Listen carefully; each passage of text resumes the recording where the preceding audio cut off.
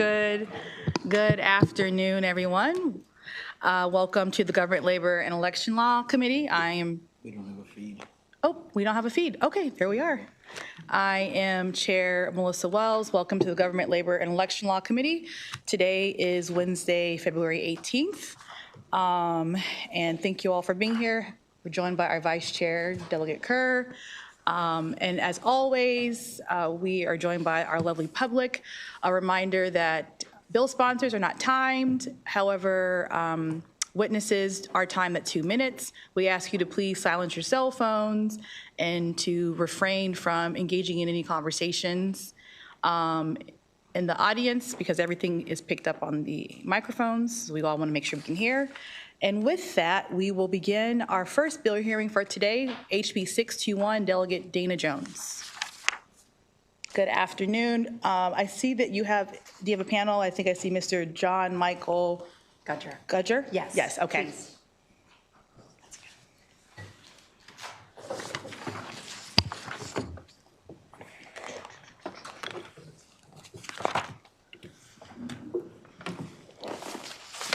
All right. You may begin. Thank you so much. For the record, I am Delegate Dana Jones, representing District 30A in the House of Delegates. Chairwoman Wells, Vice Chair Kerr, and members of the committee, it is so wonderful to be here. I'm here today to introduce HB 621, Local Boards of Elections, Board Council Qualification. The purpose of this legislation is to repeal the requirement that a local board of elections attorney must be a registered voter of the county for which they work. Current law requires that counsel to a local board of elections must be both admitted to practice law in the state and be a registered voter of the county that they're working in. The primary reason for this legislation is that the current law unduly limits the pool for local elected boards to hire from to fill these positions. This impact is disproportionately felt in small jurisdictions. For example, Caroline County is currently unable to replace their retiring counsel with someone who is registered to vote in Caroline County.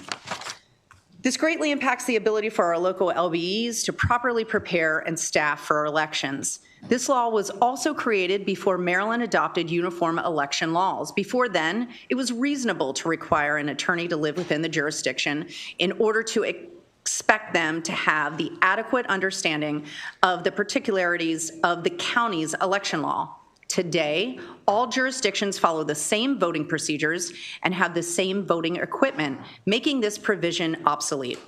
Additionally, this provision of the law is not congruent with modern realities. At the time of its passing, modern communication and information technologies did not exist. These digital advancements such as email and Zoom, for which we all live a significant portion of our jobs on, and even cell phones, make it much easier for an attorney within the state to effectively serve a jurisdiction from anywhere.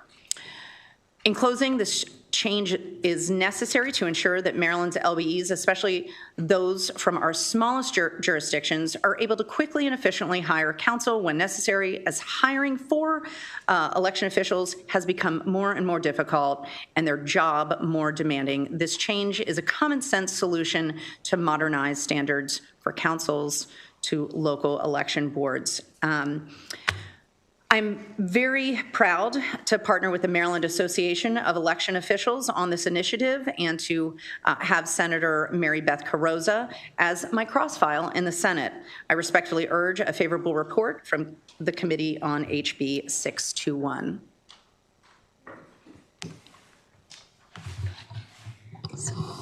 Hi, good afternoon, Chair Wells, Vice Chair Kerr, and the committee members. I am not John Michael Gudger. He is sitting next to me. However, my name is Erin Perrone. I am the election director in Carroll County, but I am here before you as the president of the Maryland Association of Election Officials, or better known as MAO.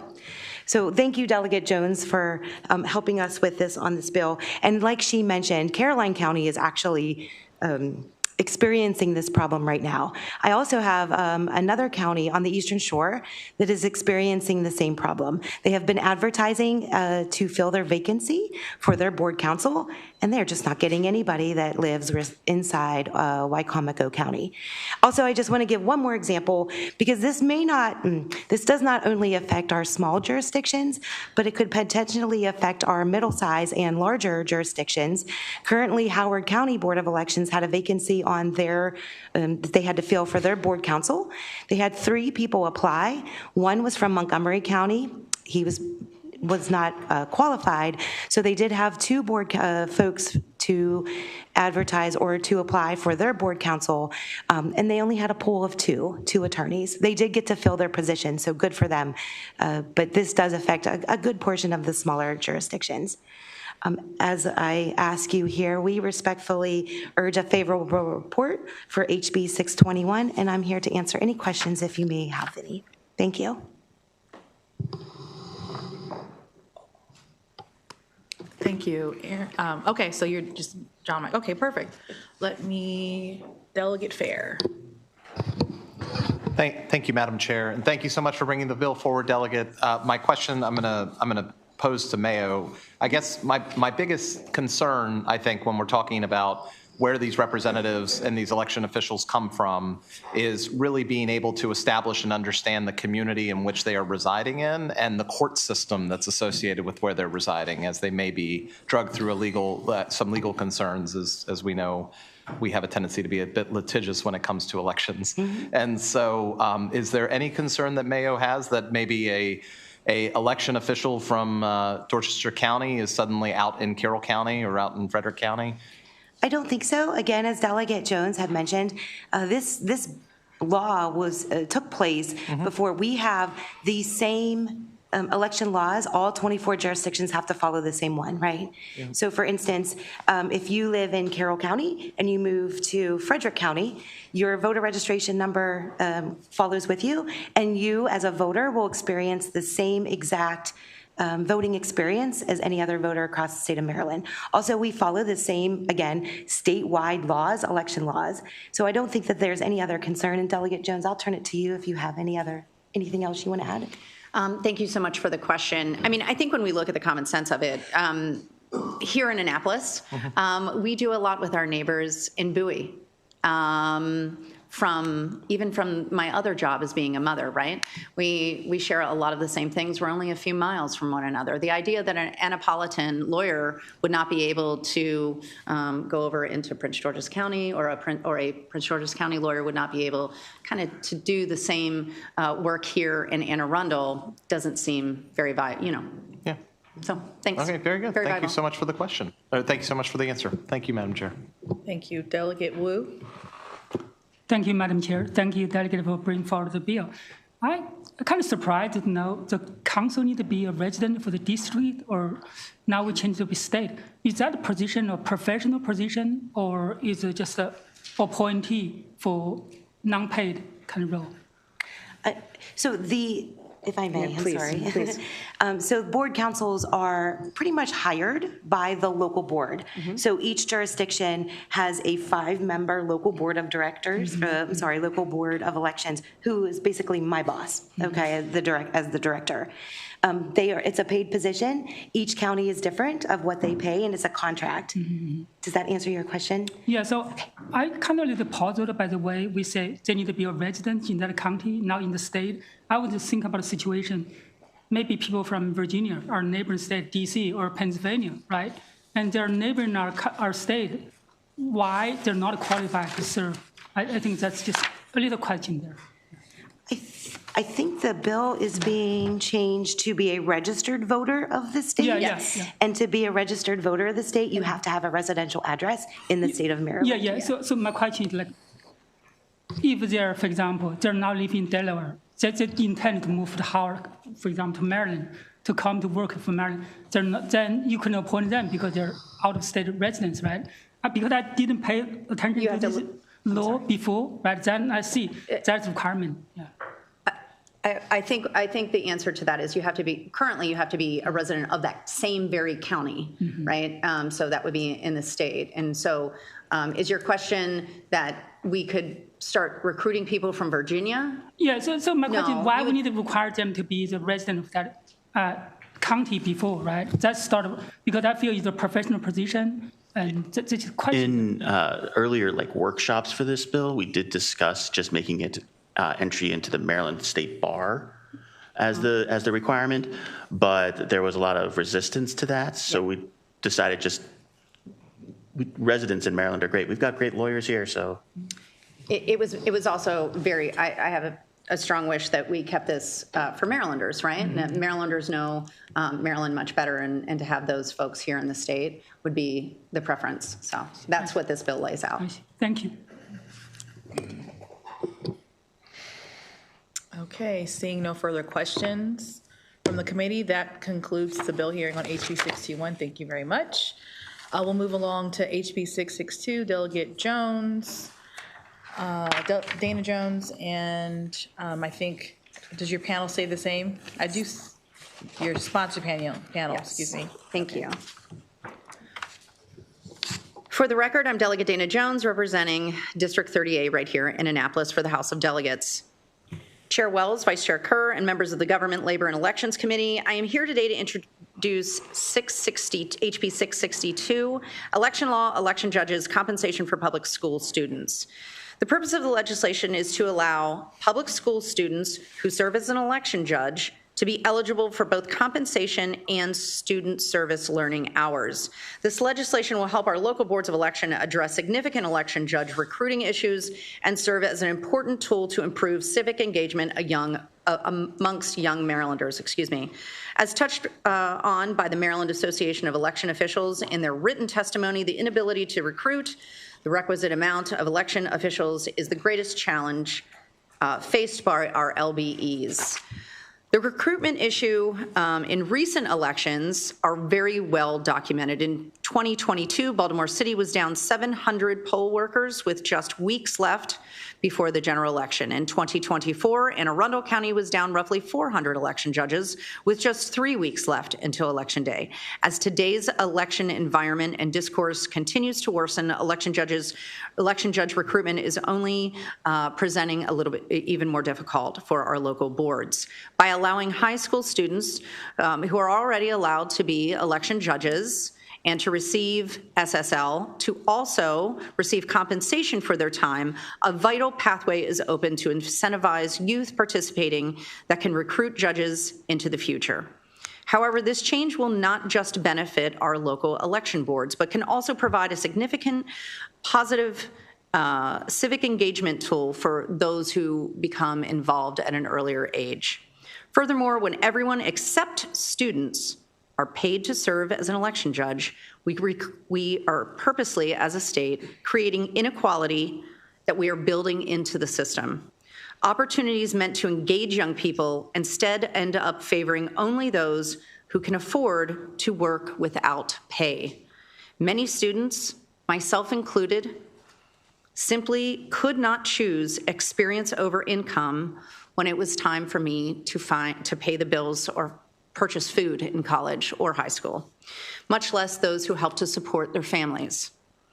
Today, America is in a civics literacy crisis. According to a 2024 study from the U.S. Chamber of Commerce, more than 70% of Americans fail a basic civic literacy class. The impacts on our society are both dramatic and self-evident, regardless of your political affiliation.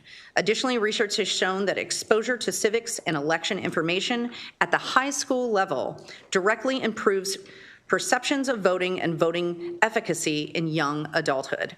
According to a 2020 study from Tufts University Center for Information and Research on Civic Learning and Engagement, young voters' attitudes and perceptions of voting are improved by more than 100% when they are encouraged to be involved in high school, as soon as they are legally able to vote.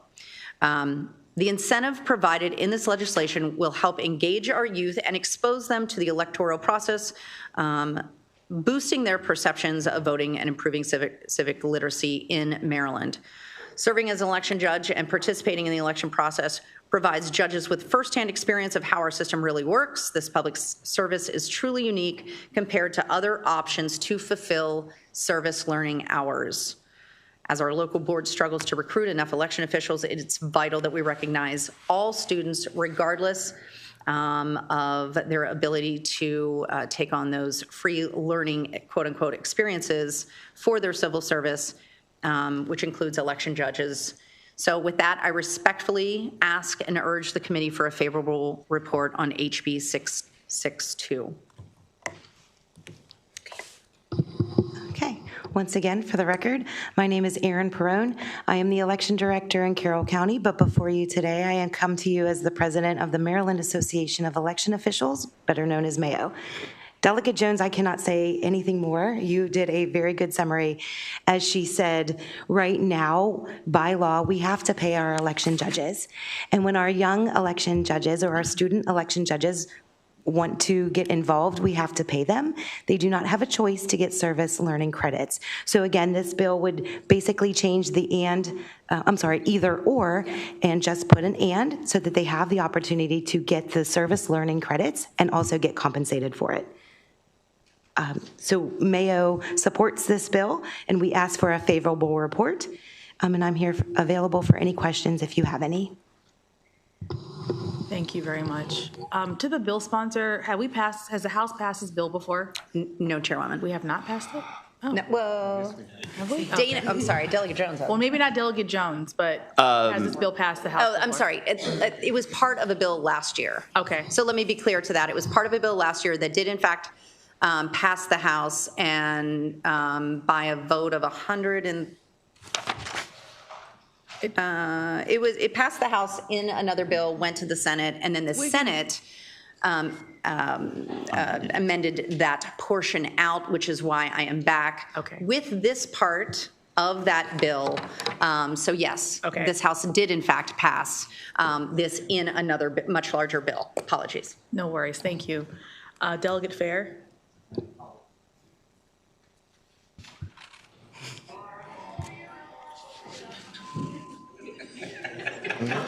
That is so perfect. That really Kudos. was. That was amazing. That was amazing. I pray my husband didn't hear any of that, because I will not hear the end of it for the rest. Yes. Because the big bang is coming. Okay, Delegate Fair, give us the big bang. Send me up.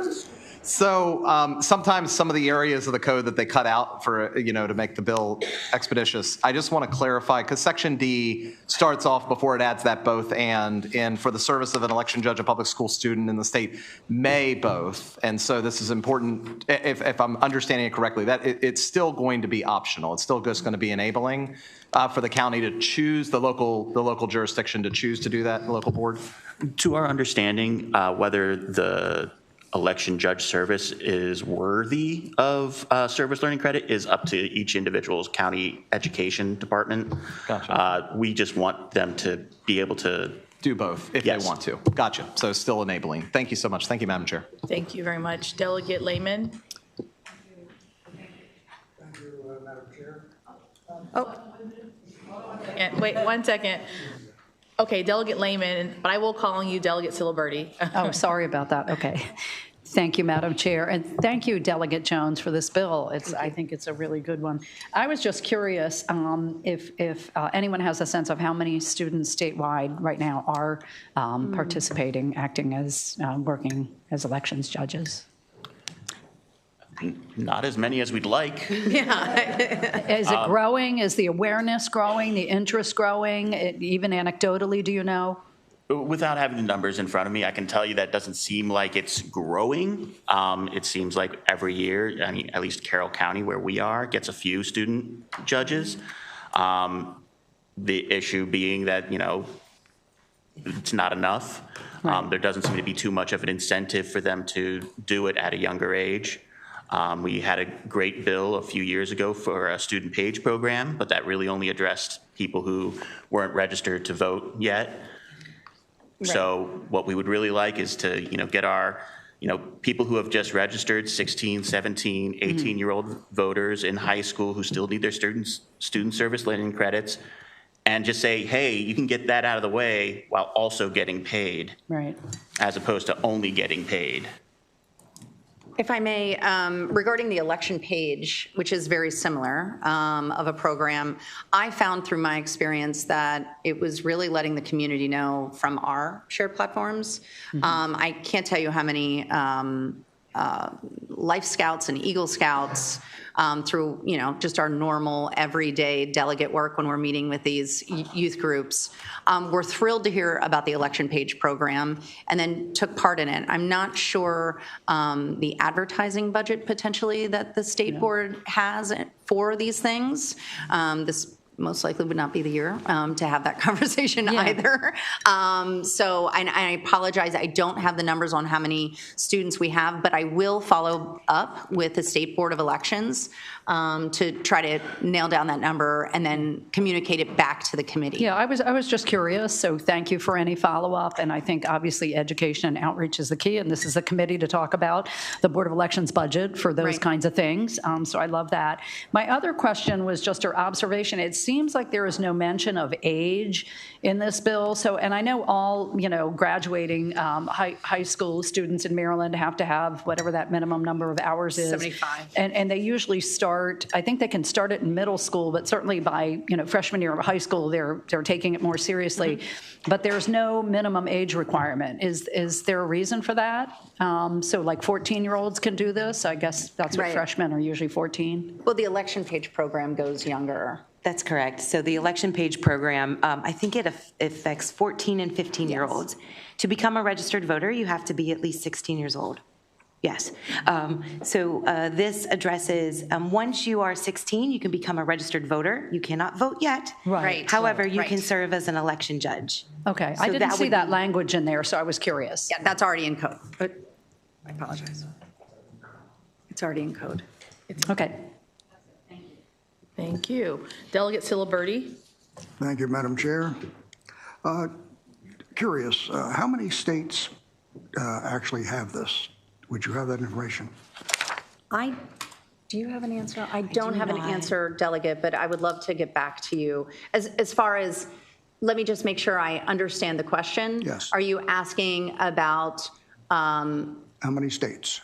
no, how many states have high school students who are allowed to be judges, or how many states pay high school students who are allowed to be judges, or how many states have paid election judges who also receive state-earned service learning hours? So I just want to make sure I know which one.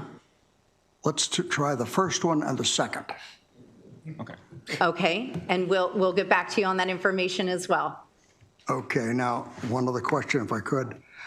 Is there any differentiation between a freshman student and a senior with respect to this operation? What would be age, sir? And I'm sorry, I don't mean to step. No, you're fine. It would be, if you were a freshman, you could be 14 years old or 15 years old.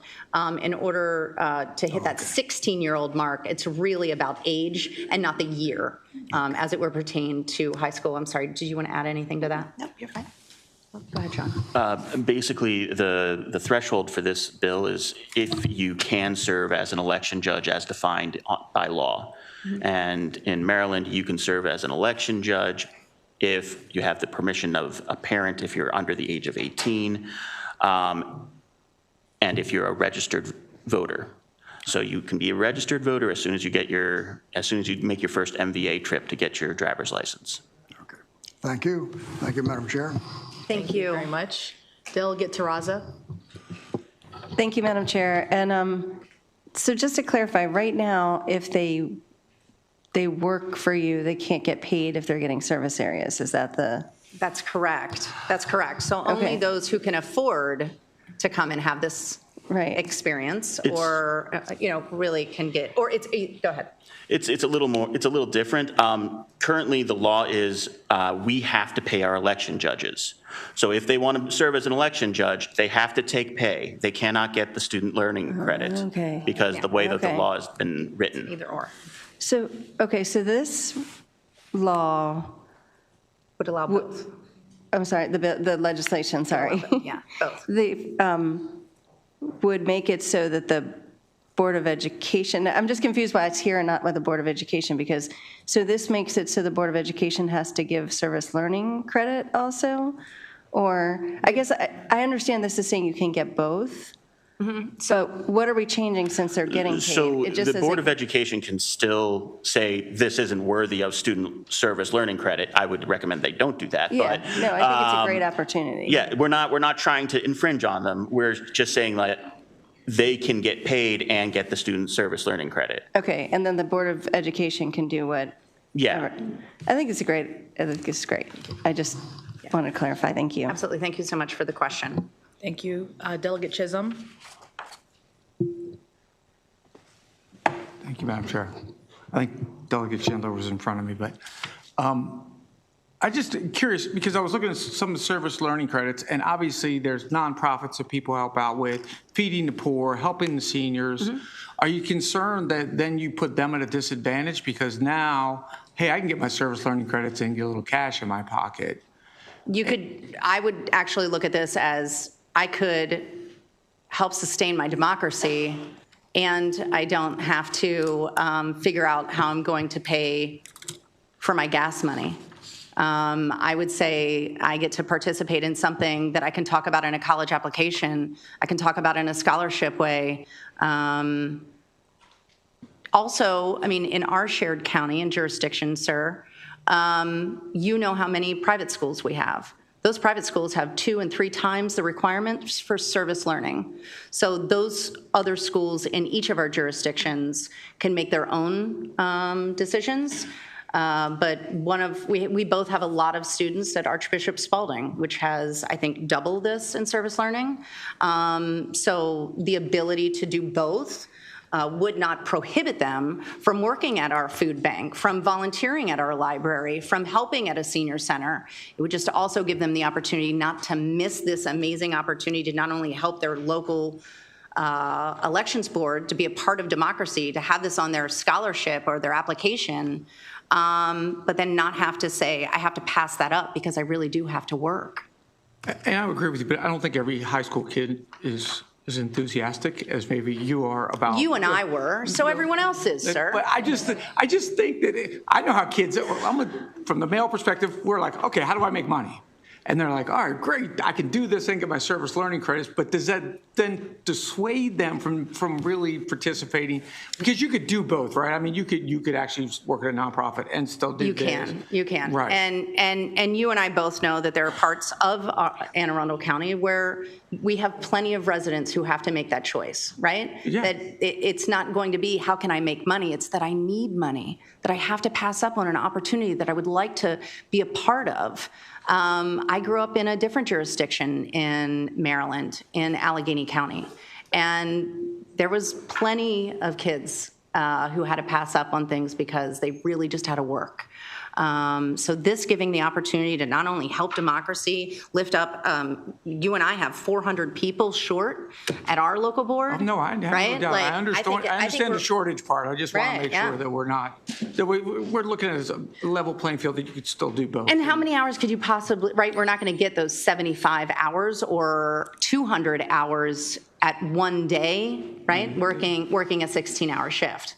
Or an 2 days in an 8-hour shift. So you're not going to hit that limit on service learning or get anywhere near it if you also participate here. I'm sorry, I believe you both had something else to say. I just wanted to point out that one of the things that we try to, talk about in elections at least is that,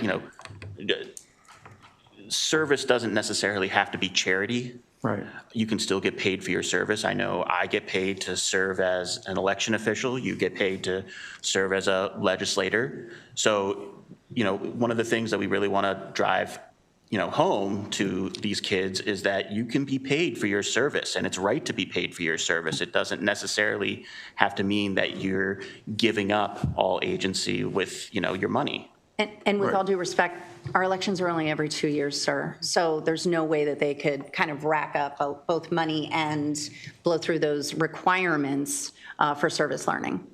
And I'm assuming really no physical impact in that you would be paying. You didn't formally ask, I didn't respond, but yes, you have one more follow-up question. Thank you. Really quickly, please. I don't abuse this role very often. I appreciate you. I want you to know that.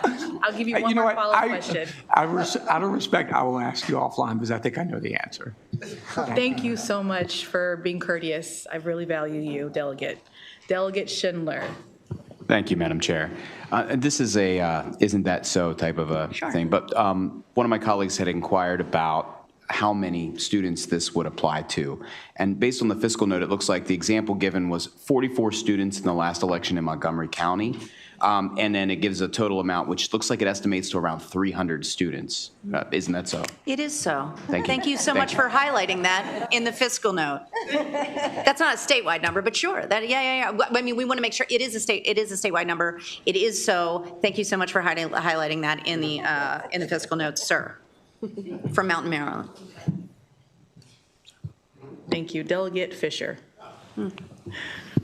Thank you, Madam Chairwoman. My question is for the gentleman. You mentioned that you said this should be a requirement. Right now in the bill it says may. Why should it be a requirement? I ask the question because in Annapolis it's famous when people say should, that means they come back the next year to pass the bill, in which case it becomes a requirement. I'm not sure I understand the question. Could you restate it? You were asked the question a little bit earlier about this bill. Right now, the bill says may, and you said, no, it should be a requirement. This should be not an option for local school systems and local election boards, but you said it should be a requirement. That students should be required to do this. Oh, no.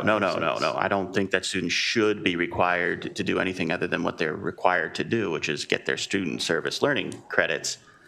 Whether I think it would be a great idea for them to be election judges. I encourage every student to become an election judge. I was an election judge as a student, and well, look at me now.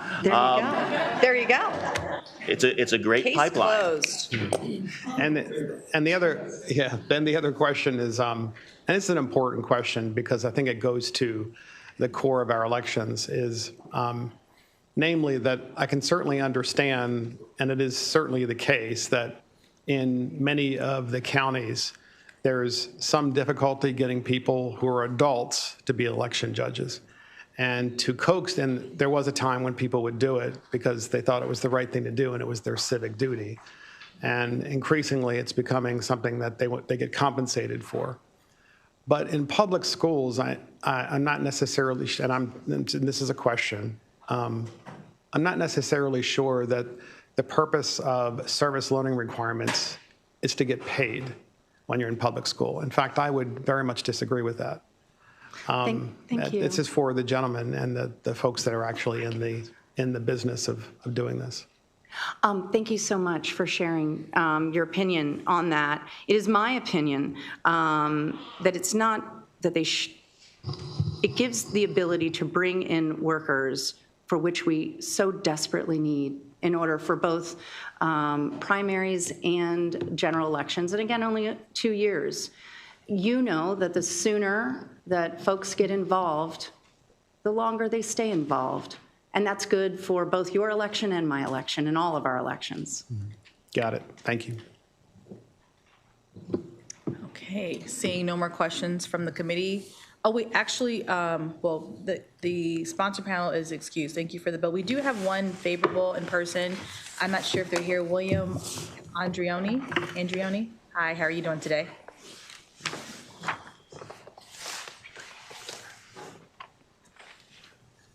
Thank you. You have 2 minutes to present. Good afternoon. Good afternoon. Good afternoon, Madam Chair, Vice Chair, members of the committee. My name is Will Andrioni. I am a senior at Savannah Park High School, and I'm a two-time election judge. I know there are a lot of questions about how many students do that. I'm a two-time election judge, and I'm here today in very strong support for House Bill 662, a bill that will incentivize Maryland public high school students to become election judges by not only offering equal compensation as regular judges, but also providing service learning hours for them. So as I mentioned, I am a two-time election judge in the 2024 primary and general election, but I'm also signed up to judge in the 2026 primary, so that's gonna be a lot of fun. But being an election judge was the best thing that could have happened to sophomore Will. Beforehand, I wasn't really involved in civics. I just had a knack for AP Gov, so when my teacher, Miss Poole, had told me about this opportunity to be an election judge, I signed up. And signing up, just that experience changed everything for me. Being immersed in a field surrounded by those who are engaged in civics was an incredible feeling for me. And from then on, I've been chasing it. So from not being involved in civics to testifying here today and working with my peers on bills that I advocate for, being an election judge served as a catalyst for that. I cannot be more in strongly support of students becoming election judges, and I have tried to recruit my peers to come and judge with me, but it's difficult. So incentivizing this role even further with these service learning hours will bring in more and more students, I really firmly believe. I credit my involvement to civics, my testimony here today, and even knowing what the General Assembly is, to being an election judge my sophomore year. And I've seen that same ripple with my peers who I have known to election judge. So it might seem as a quick gig, twice every 2 years, is so much more and should be incentivized as such. Because the more we see students becoming election judges, the more we will see students engaging in our civics and our communities. So for those reasons and more, I would like to urge a favorable report for House Bill 662. Thank you. Thank you, Mr. Andrioni, and thank you for being an election judge. Yeah, it's awesome. Seeing no questions from the committee, that concludes the bill hearing for HB 662. We will now move along to HB 855, Delegate Holmes. Can I bring my panel up? Yes, you may. Thank you so much. You're more than welcome.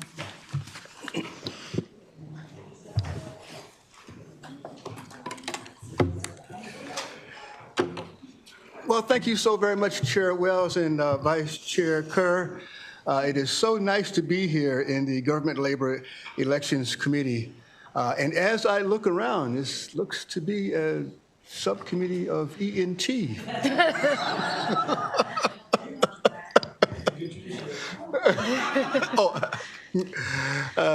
Thank you so much again for this opportunity.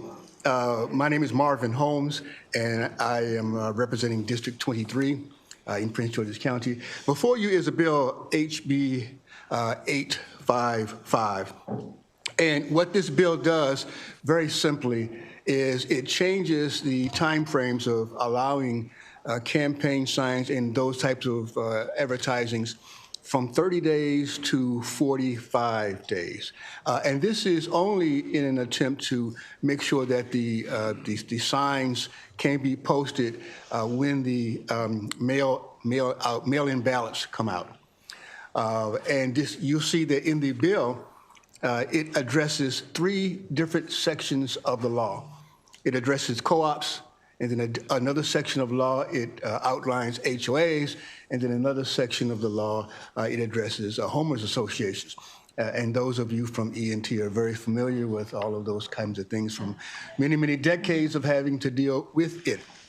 And so simply, ladies and gentlemen, that's what the bill does. I will also point out that this is a repeat of a bill in the previous years. I want to point out that every single one of you voted for this last year, 136-0. However, if there is additional discussion, I have a 5-hour presentation ready to go.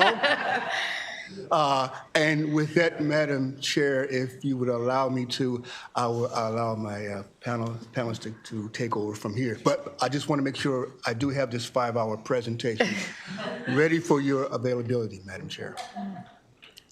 Thank you. My name is Teresa Healy Conway. I'm testifying here today as a private citizen, not representing anybody else but myself. And I live here in Annapolis. I live in a homeowners association. And I also like to express my opinion quite to everybody, including my neighbors. And this past election, when I went to put up my candidate sign, there was some dispute with my HOA about the 30-day rule that prohibits us from putting up signs. My HOA doesn't allow you to put up any signs except for sale or for rent signs. But state law preempts that 30 days prior to voting and within 7 or 8 days, I think, after the election. There is a dispute about whether that meant 30 days before Election Day or 30 days before early voting. And so I just decided, instead of fighting them, and I'm on the board, I just decided to clarify the law. And I went to Delegate Holmes and I said, you know what, with more and more people using mail-in voting, why don't we make it 45 days prior to the start of early voting, and that gives me ample time to express my opinion to my neighbors before anyone casts a vote. And that's why I'm here asking for you to do this. 136-0. Thank you very much. Delegate Wu. I definitely support it.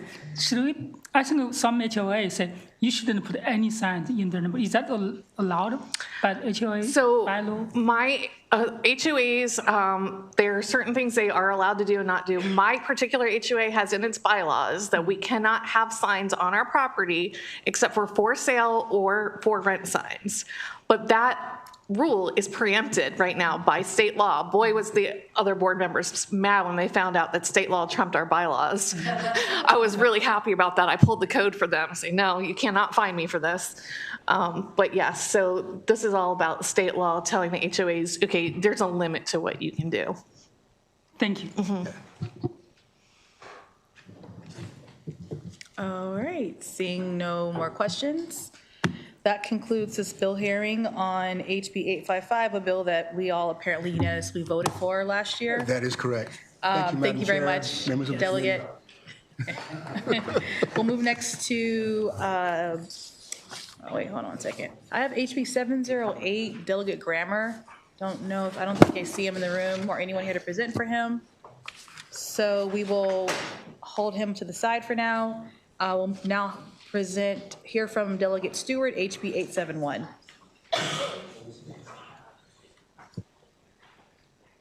Can I bring my panel up, Madam Chair? Yes, please do.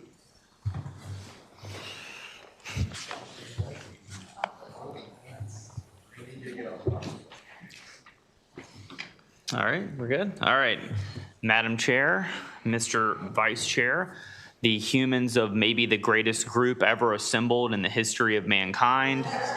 My name, for the record, remains Vaughn Stewart, and this is House Bill 871. So, colleagues, there are basically two ways to design automatic voter registration systems. One of them is dumb, and one of them is smart. The one that we have now, unfortunately, is the dumb one.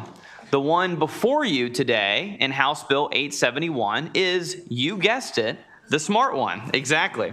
So essentially, the smart way is to design a system where the documents that you submit to a government agency dictates the questions and the prompts that you receive about voter registration. The system we have now is document blind, and it asks everyone the exact same question. So if anyone has ever gone to the MVA before or gone through this process, you know how our current AVR process works, which is that regardless of which documents you submit to the MVA, everyone is asked the same question. Would you like to register to vote? And then there's also sometimes a party affiliation question. Now, there's a few problems with this system. One, people are rushed, and sometimes they answer no because they don't have time, or sometimes they errantly think that they are already registered and they're not. Here's one of the biggest problems. Non-citizens are asked this question. Even when they have submitted documentation to the MVA that makes it obvious that they are not citizens. Now, why is this bad? Well, first of all, people, especially folks on the other side of the aisle, and I do believe we have some supportive testimony from the Federation of Republican Women, I believe. The problem, first of all, is that non-citizens can intentionally answer the question, yes, they want to register to vote, which means that our current AVR system allows non-citizens to register to vote, which I don't think we should allow. Secondly, and maybe more appealing to folks on my side of the aisle, is that we put immigrants sometimes, non-citizens, in a tricky spot where if they answer yes, I want to register to vote, inadvertently, then they could face very serious criminal or even deportation consequences for hurriedly answering yes, or because of language access issues, mistakenly saying yes. So this bill fixes all those problems and moves us to the smart way to do AVR, as many other states have done. Blue, red, purple. I think Alaska does it this way in some contexts. Michigan does the smart way. A few other states, 11 or so, do it the smart way. But unfortunately, we still do the dumb way. So it's time to fix it. This has three advantages. One, we can limit non-citizen registrations before they happen, because under the system in this bill, the question you are asked, the prompt will basically say, unless you want to opt out, you're going to be registered to vote. You have an opportunity to opt out, you can do so, But the only people that will get that prompt are people who give citizenship adjacent documents, like their passport, to the MVA. The second, and this obviously limits people intentionally registering the wrong way, but also inadvertently registering when they're not actually citizens, they're not actually eligible to vote. So essentially that's the sort of enhanced real ID workflow. You know, if the documents presented demonstrate the applicant's not a U.S. citizen, then the system never transmits the opportunity for them to register to vote. The second reason this bill is the smart way to do it is that we can have cleaner voter rolls. You know, we've heard bills already. We're going to hear more bills, especially from the minority party, about how important it is. And I agree that we maintain an accurate voter roll. Unfortunately, a lot of problems with voter rolls are not necessarily fraud, they're mobility. People move. And when people move, they have to legally update their address with the MVA. But the voter registration system doesn't automatically update. Again, dumb. The smart way to do it, which this bill does, is when you update your address with the MVA, information is shared and your address automatically updates as well. This is not only something that's more convenient for our constituents, they don't have to update their address twice, it also keeps our voter rolls clean, and it prevents people from having outdated registration, voting at the wrong address, voting in the wrong district, voting in the wrong county, and fewer suspicions about dirty voting rolls. And then finally, yes, the classic justification for automatic voter registration is that we bring more eligible Marylanders into the process. So when you design a system that's document-driven and secure, you remove that unnecessary friction for eligible citizens. And so hardworking Marylanders, my position, should not miss the opportunity to participate simply because a rush DMV transaction didn't leave enough time for them to separately register. So this bill keeps that opt-out notice in place and it preserves voter choice, but it modernizes the registration workflow so that eligible citizens are not falling through the cracks. The research shows that people who register in this way, this back-end smart way, they actually vote at about the same rate as other people and as everyone else, as the general population. So the people that ultimately end up being registered through an opt-in or an opt-out system like this don't vote in any sort of less rates than the rest of us do. So this bill is called enhanced AVR for a reason. It's because it's smarter. It's a much smarter way to do this. It's smarter than the current checkbox model. It's smarter than a system that treats lawful presence and citizenship as interchangeable. It's smarter than a system that lets address updates sit in separate silos. And so at a time when trust in elections is fragile, we should be tightening our systems and not leaving preventable gaps into place. So in conclusion, this bill, it prevents improper registrations before they occur, it cleans up our voter rolls, and it responsibly increases participation among eligible citizens. And that combination of integrity, accuracy, and access is not partisan. It's good government. So with that, I urge favorable report. Thank you. Are you joined by Mr. Aaron Mukherjee? Is that okay? I am. Hi. Good afternoon. Take it away. Thank you. Thank you, Delegate Stewart. Thank you, Chair Wells, and members of the committee.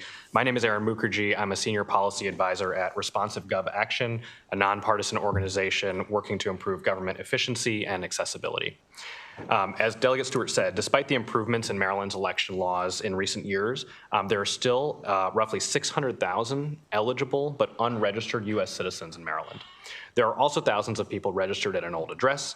And so to register more eligible citizens and improve the accuracy of the voter rolls, while also, as Delegate Stewart said, better protecting non-citizens from unintentional registration, Maryland should adopt enhanced AVR. As Delegate Stewart referenced, Maryland currently has a partial automatic voter registration system, which means that anyone applying for a license at MVA whose registration is not found in the system is offered the opportunity to register to vote, decline to register to vote, or say they're already registered in Maryland. In states with similar systems, 50% of eligible people either decline to register or incorrectly state that they are already registered because they hear Maryland has automatic voter registration. Enhanced AVR streamlines that registration process specifically for Real ID applicants so that if a Real ID applicant presents proof of citizenship like a passport and meets the other requirements of registration, they are automatically registered to vote, and then they receive a letter from election officials that can be used to decline registration. In other states with this system, only about 1% of people use that mailer to opt out. And as Delegate Stewart said, roughly the same percentage of those people show up to vote. in our elections. So, this improves the accuracy of voter rolls, and I'll talk about the non-citizen piece for a second. If somebody applying for a real ID presents a green card, for example, or student visa, they're automatically off-ramped from the voter registration process. They're not asked any of these questions and don't have the opportunity to register to vote, filtering them out and ensuring that they are also protected. That's why 11 other states and DC have adopted this model. I urge the committee to support the bill.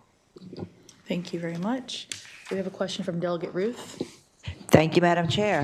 Thank you for this bill. As a former IT person, I love anything that, improves the accuracy of our systems, and it seems like a no-brainer. I just want to clarify if a non-citizen, and under our current dumb system, if a non-citizen says, yes, they want to register, that will be caught at some point, right? Then so there are processes in place to make sure they don't end up in the system. It's just, it's an additional barrier and additional work that has to be done. Is that?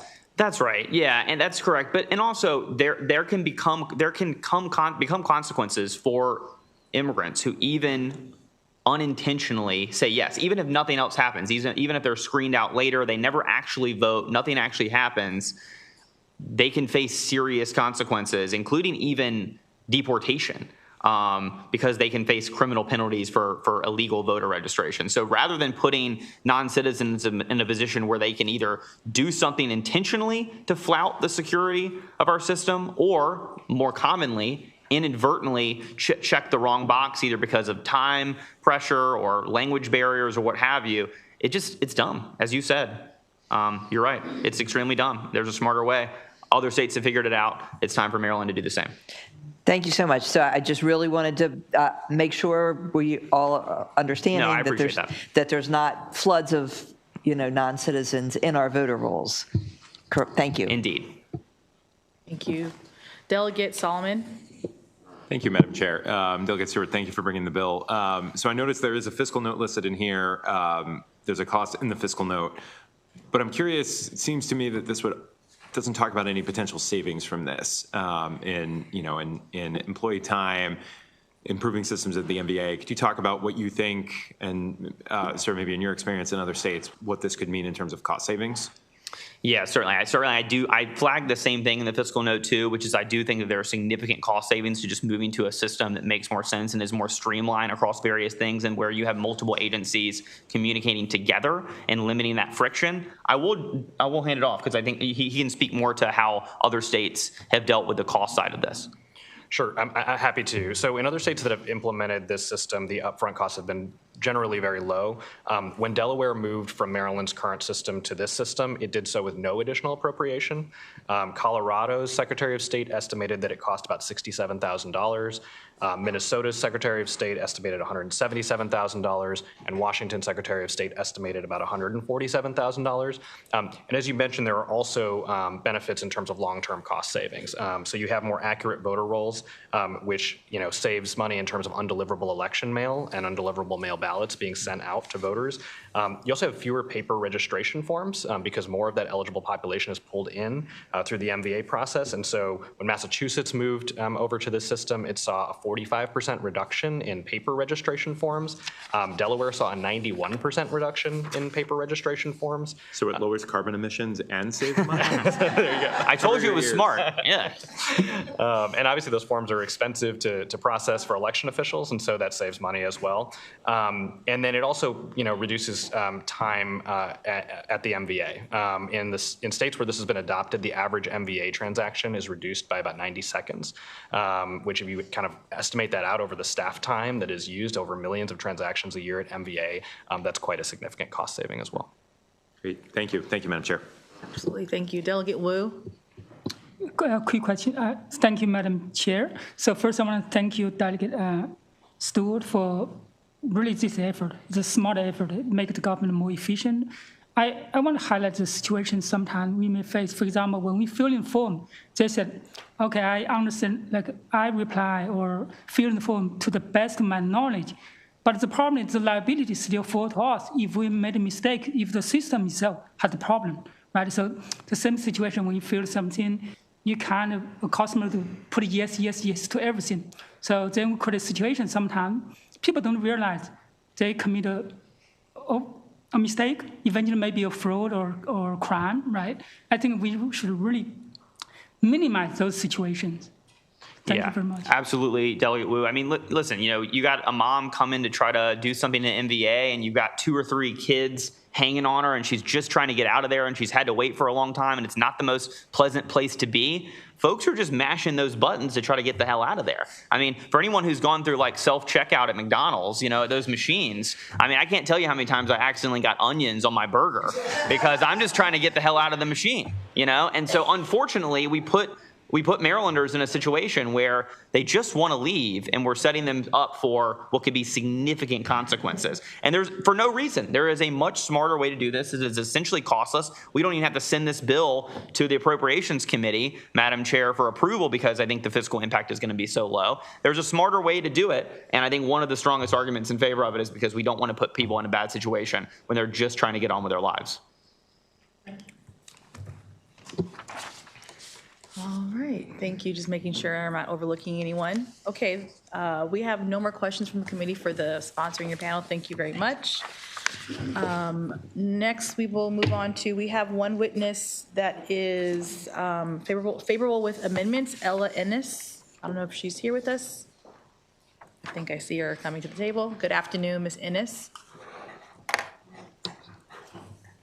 Hi, you have 2 minutes.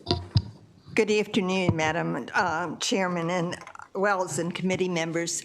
I'm Ella Ennis. I'm with the Maryland Federation of Republican Women, and our members want to be sure that every voter who is registered is an eligible voter. I think the need for an amendment to this bill is clear when you look at last year's bill's information letter from the Maryland Motor Vehicles, where they said that the MVA would alter its existing process in several ways. The applicants would be required to make a determination of citizenship based on documentation presented. At present, meaning currently under the action of the MVA, they only determine lawful presence in the United States to issue a real ID. They do not ask for actual proof of citizenship. And what we're saying is that in every case, and not just for the MVA, but all the automatic voter registrations agencies, that they should have to have certification of citizenship before you forward that information to the Board of Elections. And that would take care of the problem of anybody inadvertently signing up and being accused of fraud, because you would have a documentation that shows they're a U.S. citizen. And our federation in 2017 did a study, and we went to the Montgomery County Circuit Court and asked how many people who were called for jury duty were refused because they were non-citizens. And we found that, from the court told us, that there were, between June of 2015 and May of 31st of 2016, 4,236 people who were called for jury duty but were not U.S. citizens. And the following year, there were another 3,949 people disqualified for jury duty because they were not U.S. citizens. Thank you, Ms. Ennis. Could you please wrap up? How many of these people are on the automatic voter list? We don't know. Thank you. And so part of the amendment that needs to be is that could you please go back and look at all these things. It's when you do things automatically. Can you please wrap up? We do have some questions for you. But when you do things automatically, you leave people in a chance of being put in a criminal position. Absolutely. Thank you. No, thank you so much. I think there's going to be a question for you for sure. We'll begin with Delegate Fisher. Thank you, Madam Chairwoman. I just want to welcome Ella Ennis. She's a longtime Calvert County resident and very dear friend. Ella, wouldn't it also make sense with a bill like this that speaks of real ID to also have real ID when one votes, right? Not just when one registers. Right. Well, yes, they use real ID when they go to vote. If for the first time, the very first time they vote, they have to show an ID if they haven't registered with the Board of Elections. Okay. And then I think the other concern is, and I know that that's not necessarily the part of the bill, but it does go to the overall election system, which is the concept of ballot harvesting, which is effectively not allowing true verification of who actually cast the vote. Is that a concern as well? Right. Yes. Okay. Well, yes. I mean, you have that problem with mail-in ballots anyways, and we'll talk about that in another bill. Yep. Thank you. Thank you. Just seeing, do I miss any buttons or not? I can't see. Okay, Delegate Fair. Thank you. Thank you, Madam Chair. I just wanted to thank you so much for taking the time to testify here today, ma'am. Appreciate you taking the time. Yes, you have to forgive me. I'm very hard to hear. I'm going to try to talk as loud as I can. I think I heard that. So on page 5 of the bill, it outlines on line 6 that the individual has presented a document as part of the Real ID transaction demonstrating that the applicant is a citizen of the United States. So wouldn't that satisfy your... I think the bill says it demonstrates that they are not a citizen. No, this line item specifically, page 5, line 6, has presented a document as part of the Real ID transaction demonstrating that the applicant is a citizen of the United States. So they have to say that they have to show a document that they are a citizen. So I think that answers your concern, is my point. I think your concern has been addressed in the bill itself. Well, I would go back and read the bill again, but as I read it earlier, I thought it said that if the person had to, if the documentation they presented demonstrated that they were not a citizen, their application would not be forwarded, okay?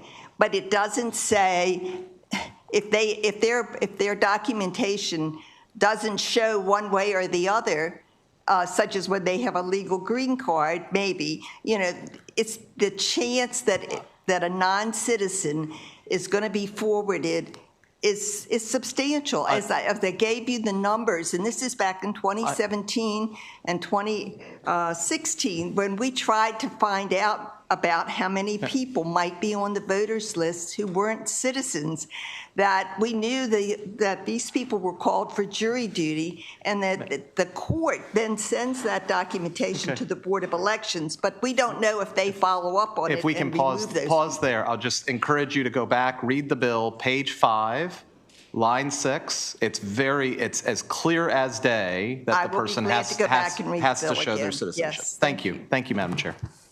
All right, thank you very much. Just double checking to see if there's any questions from the committee. Seeing no more, Ms. Ennis, thank you for your testimony. This concludes the bill hearing on HB 871. We will now go back to Delegate, I see he's joined us, Delegate Grammer, for HB 708. I believe you have a sponsored panelist. Just one, Ali Rack, please. Ali Rack, yeah.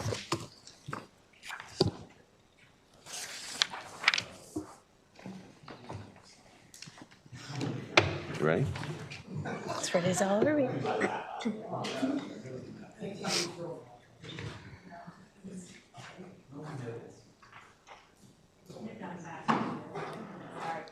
Delegate, you have the floor.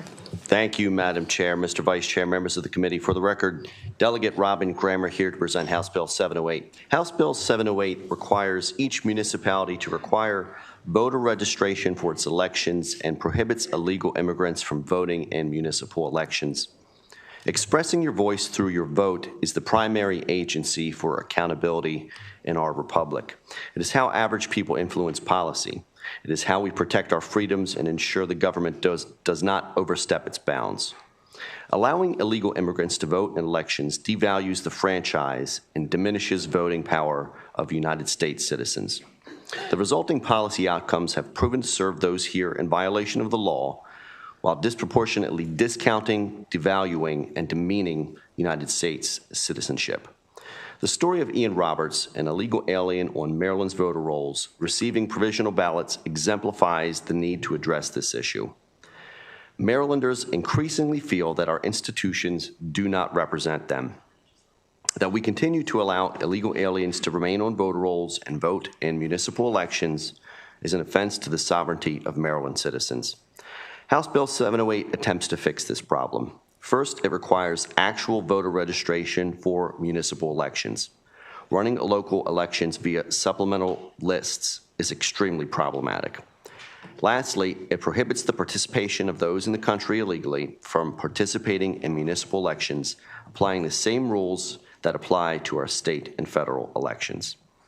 The ballot box is the last refuge for protecting freedom. We should value it and protect it at all costs. With that, I'd be happy to take questions and ask for a favorable report on House Bill 708. Sorry. Thank you, Delegate Grammer. Would you like your panelists to present next, Ms. Rake? Okay, you have 2 minutes, Ms. Rake.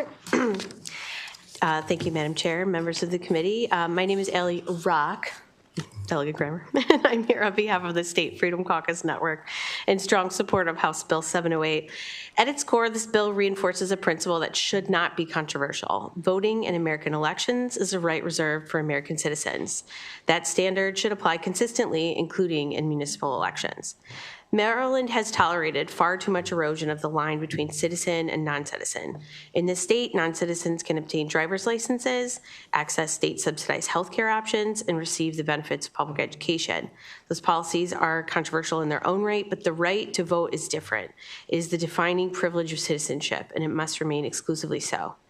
I also was here to share the story of Ian Roberts, a superintendent of Des Moines, Iowa Public Schools, who was arrested late last year after it was discovered he was present in the United States illegally. The situation became even more troubling when we learned that not only did he possess a Maryland driver's license, but he was also registered to vote in Maryland, despite not having lived here for nearly a decade. In fact, to this day, Ian Roberts remains listed as an active voter in the state of Maryland, and we should talk about that last bill. The case of Ian Roberts demonstrates why our systems must not allow non-citizens to end up registered at all. When jurisdictions permit non-citizens to participate in elections, even at the local level, it creates confusion, weakens safeguards, and opens the door to broader integrity risks. Once that line is blurred, it becomes harder to enforce everywhere else. We should not blur that line. We should restore it. We should make it unmistakably clear that only citizens vote. By requiring municipalities to use voter registration for their elections and explicitly prohibiting non-U.S. citizens from registering for municipal elections, HB 708 ensures uniformity, clarity, and public confidence across Maryland. For those reasons, we respectfully urge a favorable report on House Bill 708. Thank you, Ms. Rock. Delegate Fisher. Thank you, Madam Chairwoman. Appreciate it. So thank you for being here on this important bill. So there are indeed people who are not citizens of the United States who are voting in municipal elections, correct? Correct. Okay. Knowing that this is the case, has the head of the State Board of Elections, Jared DeMarinis, reached out to you about this issue? Because you would think that he would. No, and I think there are actually two problems to face here. I think last year, a lot, I think it was the municipalities openly admitted, they said, we do allow non-citizens to vote. But I think there's also a question of voter integrity implied in the way municipalities operate their elections. If you read the section of code that governs how municipalities, the lists they are allowed to use, the supplemental lists, the fact that they don't have to use a voter list, you could see the problems we have with Ian Roberts, for example. It's not just about the fact that we have a non-citizen on the voter rolls. We know that he should have been, per federal law, purged from the voter rolls because he had not participated. There are multiple governing statutes clearly not applying to our actual voter rolls. And if that's not happening to our actual voter rolls, how do we expect to enforce any kind of integrity when it comes to a system where we don't even know what different municipalities are allowed to use when letting folks participate in elections. So I think there are clearly two problems here at hand for this committee to look at. And so the other question I have is, I know that it was the Freedom Caucus that largely broke the story with Ian Roberts, and he was, I believe, a principal in Baltimore City Schools, which is a municipality. And a letter was sent to the head of the State Board of Elections asking if he had actually voted, because we do know he was registered. Have we received a letter back from the State Board of Elections head indicating whether that's the case? I haven't seen any communication. Okay. And the other thing I wanted to ask is, I'm not sure if you know this or not, but I know in Calvert County, we have one municipality in particular. We have Chesapeake Beach, North Beach, et cetera. But North Beach, when you go to vote in the town election, there is one location for that. And typically very nearby, there's a simultaneous election, of course, for federal and state elections as well. And it seems that by allowing, and it's a question, thank you, Madam Chairwoman. It seems like that by allowing this to happen with municipalities, that is to say, allowing illegals to vote in municipalities, simultaneously next to where you can vote for federal officials and state officials, that it's inviting absolute fraud. Right.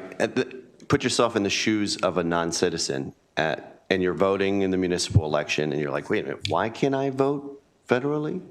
You would almost ask the question, how can I vote federally? Or you would almost expect that you should be able to vote in these other elections, and saying, well, why can't I? How do I do that? I think it's a very similar quandary that you had in the last bill. They may not even know like they're doing something wrong here. It could be that, well, this is my municipal vote, and I go here for this other vote. I think the great part about these issues is this is all actually very fixable. But I think we have to take concerted action to get there. And I think tying this up, putting these folks on a voter roll, and making sure that citizens have the franchise is the right path to take. Thank you. Thank you. Thank you. Delegate Fair. Thank you so much, Madam Chair. Thank you, Delegate, for bringing the bill forward. Are you aware of when the first municipality in the state of Maryland brought voting rights to undocumented citizens? No, sir. Undocumented residents here in Maryland? Okay. 1992 was the first year. Tacoma Park brought that issue forward. And so we've been actually doing this for the last 33 years. We seem to hear a lot more about it in the last couple of years for some reason. But there's currently 2 municipalities in Maryland that allow for residential voting. Are you aware of which 2 those are? I believe it's actually more than 2. If I'm not mistaken, I've seen testimony from MML that's indicated it's more than 2. I could be wrong there. Okay. So the 2 major ones then are Tacoma Park and the city of Frederick. So the city of Frederick voted in 2024 to allow for residential voting in the city, and then shortly thereafter, the question was put to the voters to have the option to sign their name onto a ballot initiative. Are you aware of whether or not the ballot initiative passed? What they were able to get it on the ballot to be reconsidered? With that. No, they were not. They did not get enough signatures to be able to put it on the ballot. And then they had an election shortly thereafter in 2025, and the citizens were able to vote. This was a clear election issue that was brought up between the 2 major parties on a disagreement on whether or not we should let the residential voting. Do you have any idea how the city of Frederick's voting turned out? No. It elected a full Democratic majority, a supermajority. All 7 members of the city council, as well as the mayor, were all elected with Democratic majority, all supporting this initiative. My concern is that you are seeking to supersede the interests of my residents in the city of Frederick and put your position over top of their clearly defined values and decision that they have communicated not once, not twice, but now 3 separate times. Their elected representatives put the bill forward. They were given the option to put it on a ballot. They rejected that option. They then voted for the exact people that were supporting that effort. And what your bill is suggesting is that local control of these decisions, that those residents and many citizens of our city should be ignored, and we should instead impose our own opinion on top of them. Is that a fair? My response would be to say that there are some things that are not the prerogative of local control, and I think it's inherent in a citizen of a country to have the franchise to say who our leaders are. And I would even go further. I was around in 1992, And I don't think in 1992 the people felt the same way they do right now. And in 2026, I think people don't trust their institutions. I think a lot of people who've worked their whole lives here feel very subjugated to the people who lead them. And I would even go further to say that a lot of people feel that elected leaders tend to care more about illegal immigrants than they do people who were born here and raised here and lived their entire lives here. And it's a huge matter of policy. We give tax breaks to people who are here illegally, but we continue to tax the retirement income of people who've worked here their entire lives. So I think this is all On the bill, Delegate. on the bill. Thank you. It's very much on the bill. When you have people deciding who are making the decisions, it's very much on the bill. So to drill this home, I think that franchise should be strictly limited to people who are actually citizens of the United States. Right. But to be clear, the residents of the city of Frederick, as is true with the residents of Tacoma Park, have both, the residents, not the elected officials, the residents have communicated their preference as a society, and you, as an elected official, are trying to tell them what their interests are. It's a tradition that's been here for the length of this country that you have to be a citizen to vote in state and federal elections. Okay, thank you. I think we have to agree to disagree on this one, but I appreciate you bringing the bill forward, sir. Thank you, Madam Chair. Thank you. All right, thank you very much. Thank you so much. That concludes the bill hearing for HB 708. Moving along to Delegate Long, HB 830.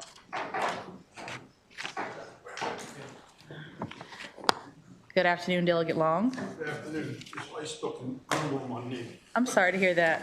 That's all right. My wife was wondering why I was sitting on the ground. Oh.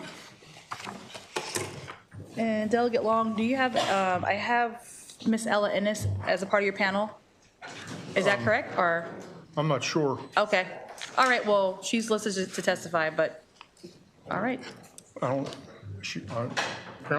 I don't know if she's here or not. Okay, All well, right, she thank you. is here. She's behind you. I see her. Well, you can come on up. Miss Ennis, I know she meant, yes. Sorry, I can speak louder. Good to see you again. Thank you. Want me to come up here? Yes, ma'am. All right, Delegate Long. Good afternoon. Delegate Bob Long, I'm here to testify on HB 830. This has to do with absentee ballot signature verification. We have seen in the past that some of these absentee ballots are not handled properly. We're not 100% sure who signs them. We have the capacity and we do have the machinery to do signature verification.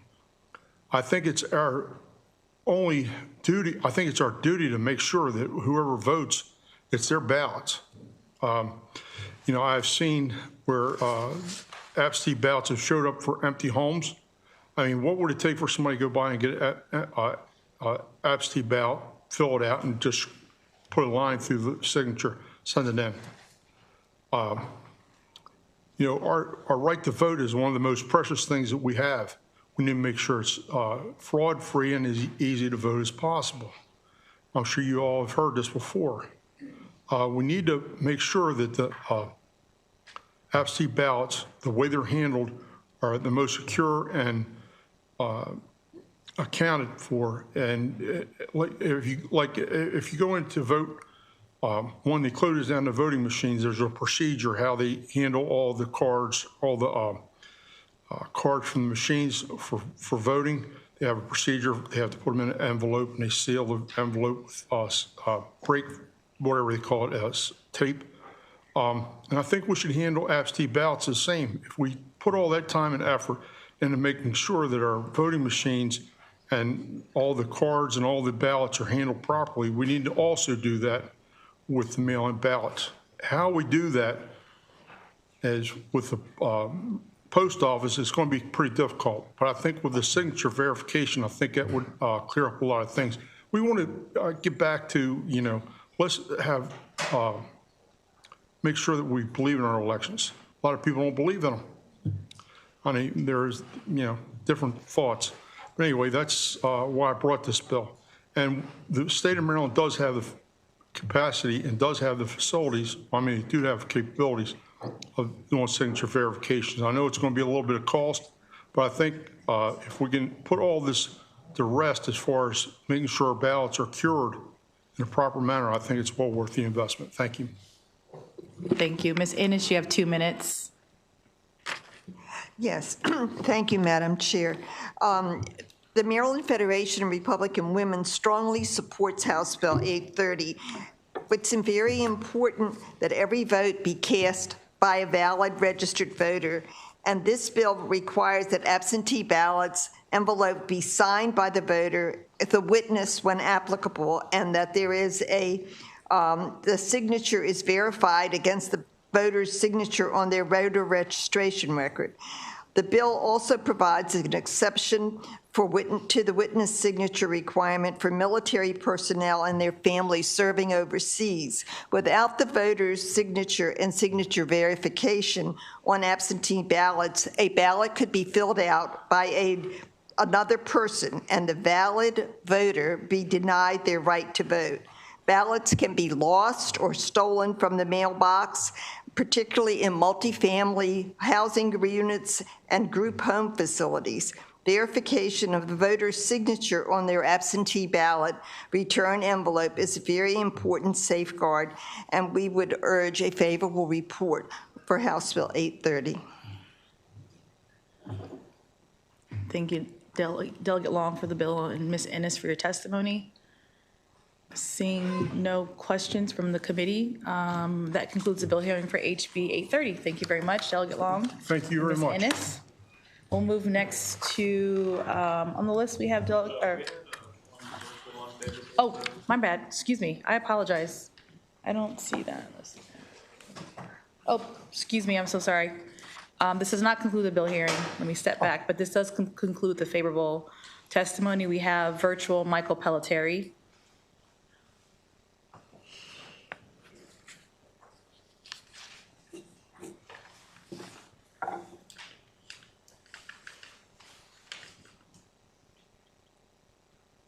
Hi, good afternoon, Mr. Pelletieri. You have 2 minutes.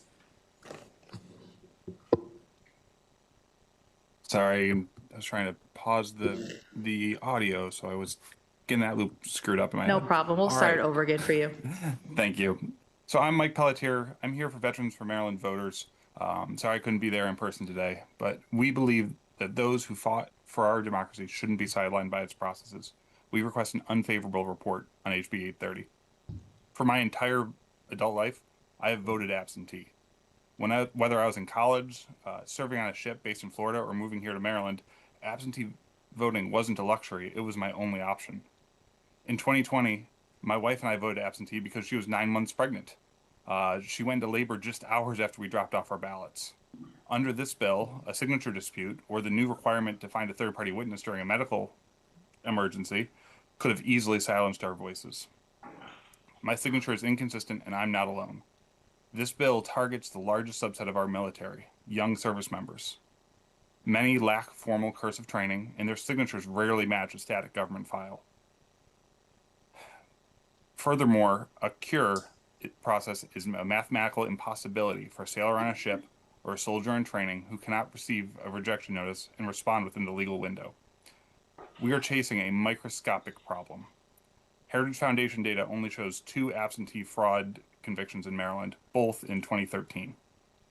Please do not disenfranchise service members and veterans and Marylanders as a whole over handwriting or a lack of witness. Please return an unfavorable report on HB 830. Thank you.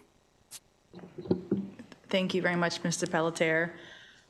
Just checking to see if there's any questions from the committee. Seeing no questions from the committee, thank you for your testimony and for your service. And that concludes the bill hearing for HB 830. So we will now move on to HB 641. Delegate Williams, is someone, I think, are you here to present on her behalf? Yes, ma'am. Okay, you can come up. And I believe you have a panel. I have Charlottetta Griffin and Miss Joanne Antoine. And I don't know if Mr. Braden Steiner, okay, yes. Yes.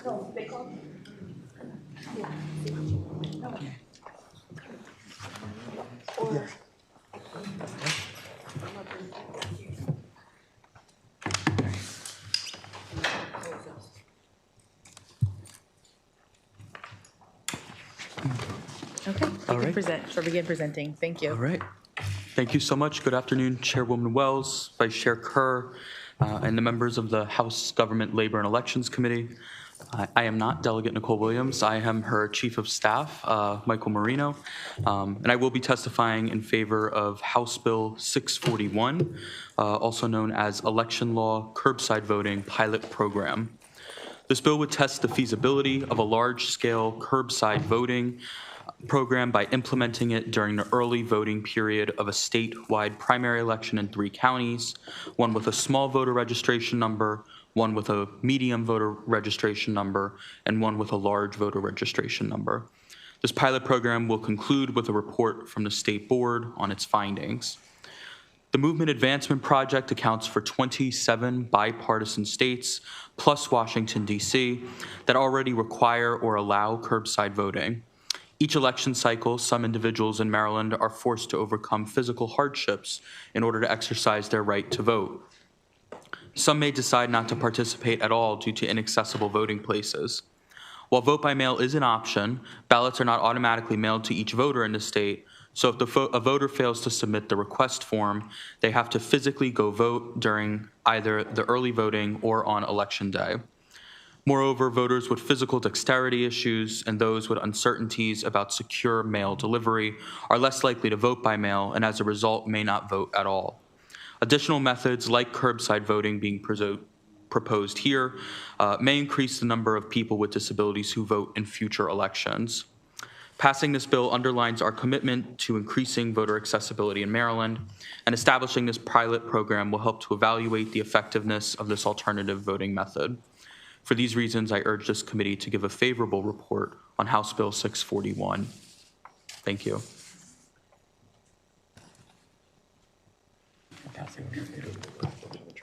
Okay. Chair Wells, Vice Chair Kerr, and members of the committee, thank you for the opportunity to testify. My name is Charlesetta Griffin, volunteer chair of the Legislative Committee for AARP Suitland, Maryland, Chapter 939. We appreciate Delegate Williams and all of the bill's co-sponsors for introducing HB 641, the Curbside Voting Pilot Program. AARP is a nonpartisan organization committed to ensuring all eligible voters can access the ballot. We provide voter engagement tools and resources to help older Americans understand registration, early voting, and vote-by-mail options. Maryland has made great progress in expanding voter access through early voting, vote-by-mail, and ballot drop-off boxes. But we still lack a statewide curbside voting option. This is an important accessibility tool that is already successfully used in Virginia and Washington, D.C. HB 641 would help close this gap by creating a pilot program that allows voters to request curbside voting. With clear rules for operation and oversight by the State Board of Elections and local election boards, curbside voting is especially critical for voters with disability and older adults excuse me, who face physical barriers entering polling places, yet they still prefer to vote in person during the early voting period or on election day. This bill provides a practical, secure way to support those voters. For these reasons, we respectfully urge a favorable report on HB 641. Thank you for your consideration of this bill proposing a much-needed curbside voting pilot program in Maryland. Thank you.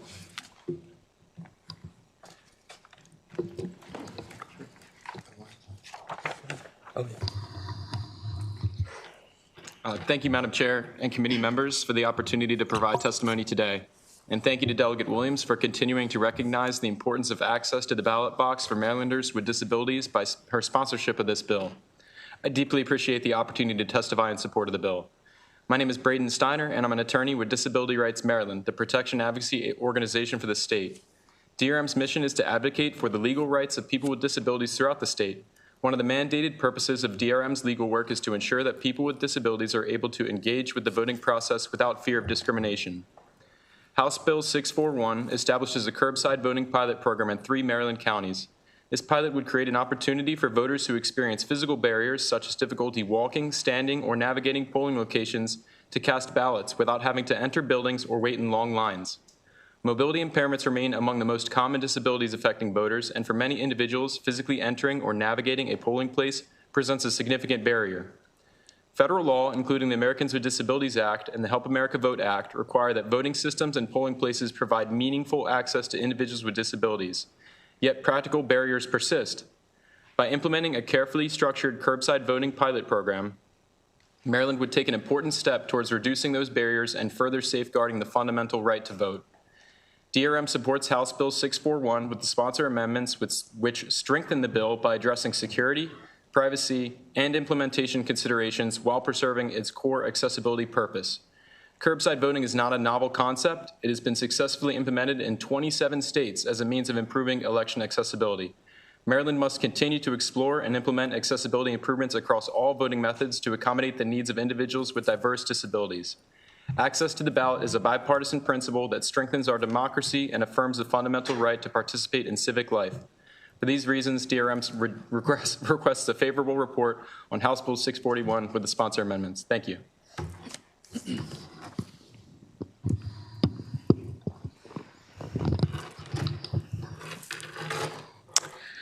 Good afternoon, Madam Chairwoman, Vice Chair, and members of the Government, Labor, and Elections Committee.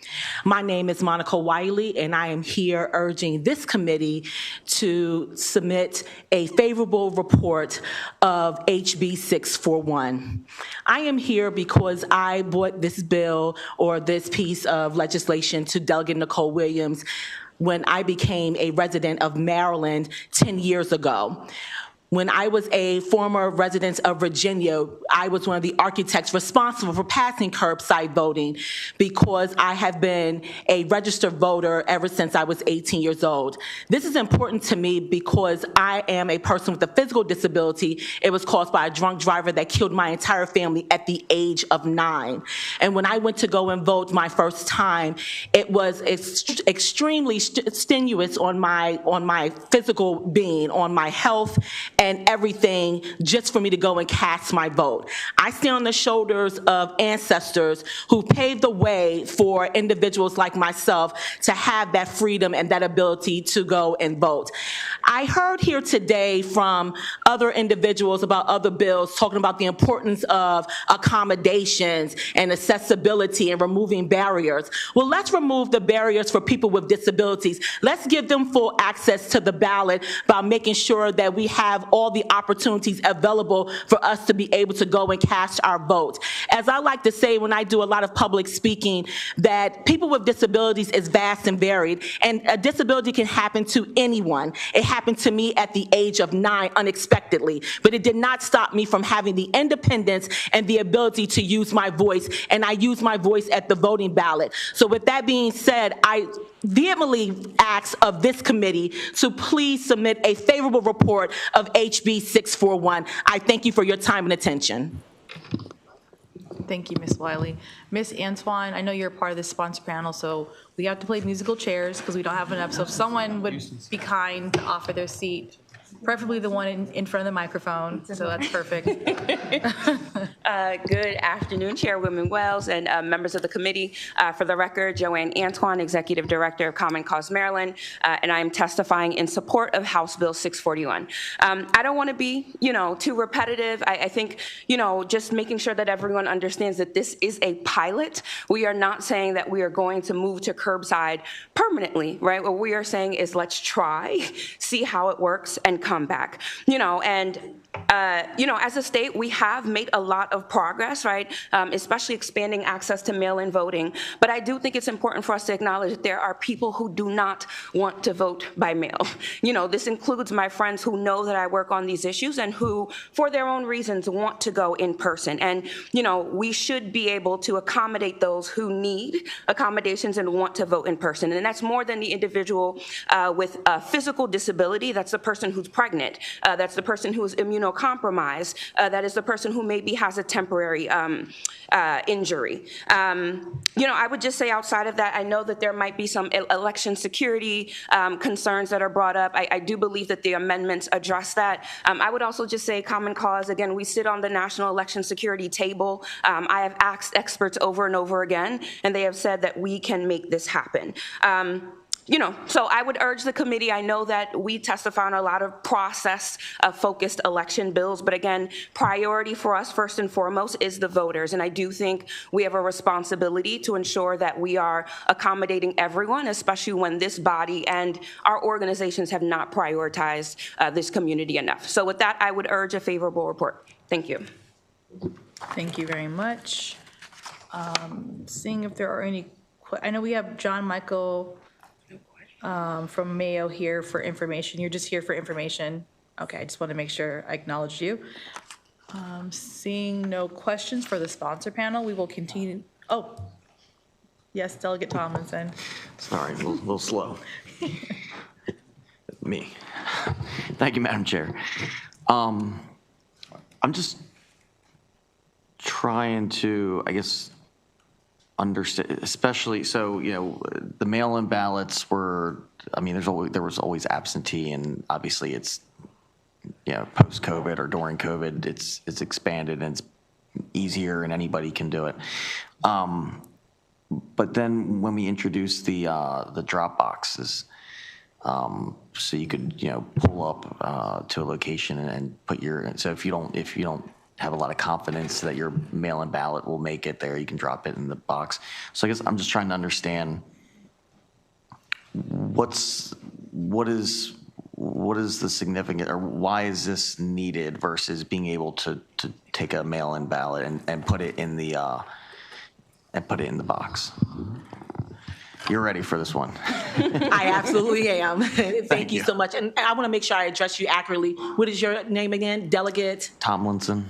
Okay, Delegate, thank you so much for the question. The reason why curbside is very important and more accessible than the drop box is because the drop boxes aren't always accessible. And everyone's disabilities are different, and everyone is not able to reach the drop box. Whereas curbside voting is less strenuous on the body, it's undue hardship. And let's say, for instance, Delegate, and I don't wish this on you, but let's say, for instance, it is election day, and you're on your way to go and vote, and all of a sudden something happens, a accident happens, or something, you dropped on your toe, and now you have become temporarily disabled. You can't stand on your foot. You can't even reach the drop box if you try to, but you want to make sure that your vote is counted because you were heading there to go and vote.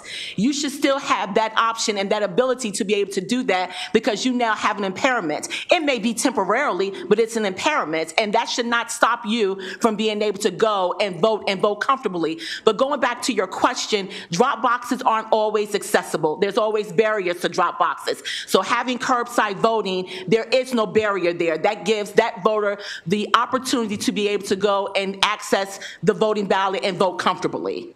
And I hope that answers your question. And if I could just add, I think when we're thinking about drop boxes, we're working off of the assumption, again, that the person has requested a mail-in ballot. So again, we're speaking to we're speaking to individuals who chose not to vote using that method, right? They want to be able to go and vote in person. Could I add, as a person from the boomer generation, at least for every election, over 60% of the folks in the senior adult community will vote in every election. A lot of those seniors who are African American and grew up with parents who could not vote, it's particularly important to them to go to the polls in person. That is my feeling about the matter, and I've trained my Gen Z, not Gen Z, but Gen X son to take his son to the polls with him from when he was a little tyke. My son has taken his son to the poll to impress upon him the importance of voting in every election. So it is important to a large segment of the seniors who are African Americans to go to the polls in person, irrespective of their health or disabilities. They make every effort to go in person because it's a privilege and an honor for our people to vote.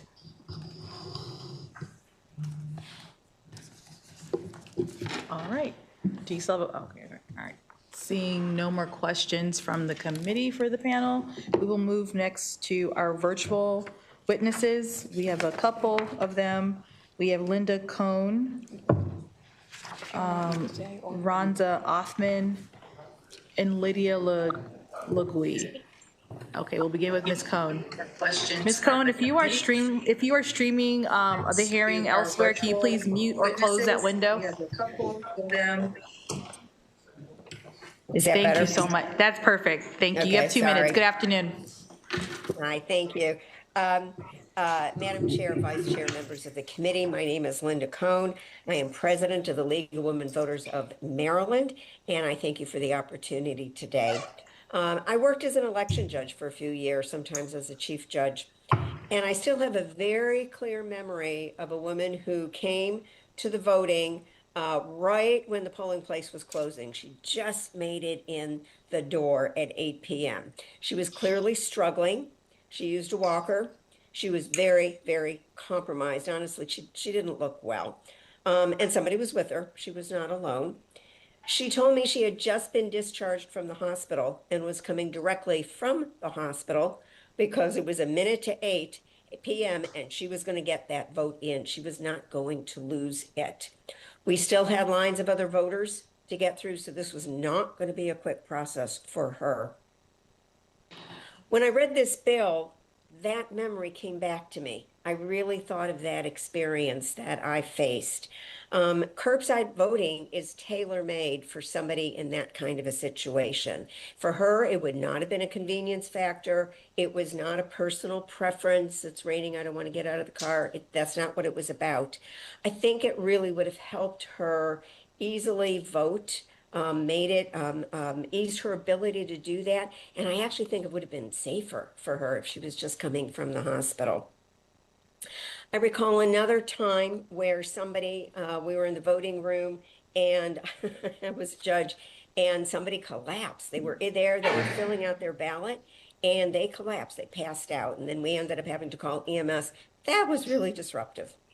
So as a league president where I work every single day to get people to vote, and as a former election worker, and I think back to the experience that that person faced, I can see how curbside voting can be used. It's not a hypothetical. So League urges a favorable report on curbside voting as a pilot program, and thank you very much. Thank you, Ms. Cohn. I cannot see the name of because of the caption, closed captioning, but I'm assuming that this must be Ms. Rhonda Othman or Lydia Legui. Okay, it's Lydia. Lydia, we'll begin with you, Ms. Legui.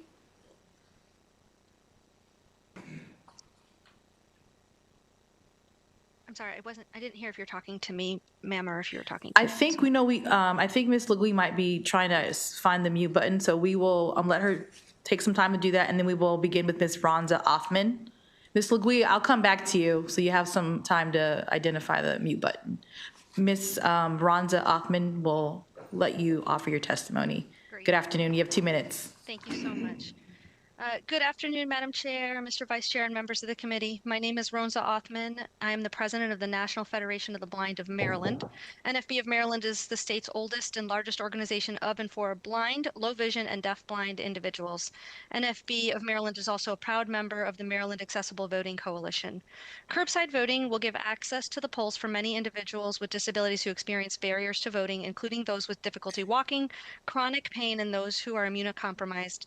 It is insufficient to simply steer voters to vote absentee rather than in person, particularly since the absentee voting process is itself inaccessible to those with a variety of disabilities.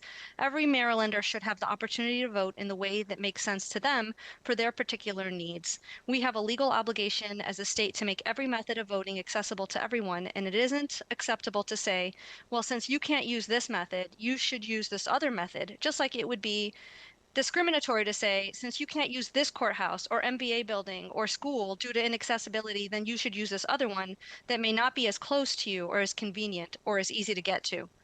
Curbside voting is not a one-size-fits-all solution to the discrimination voters with disabilities face, but it is one important tool in the toolbox that will enable some voters with disabilities to vote when voting was foreclosed to them previously.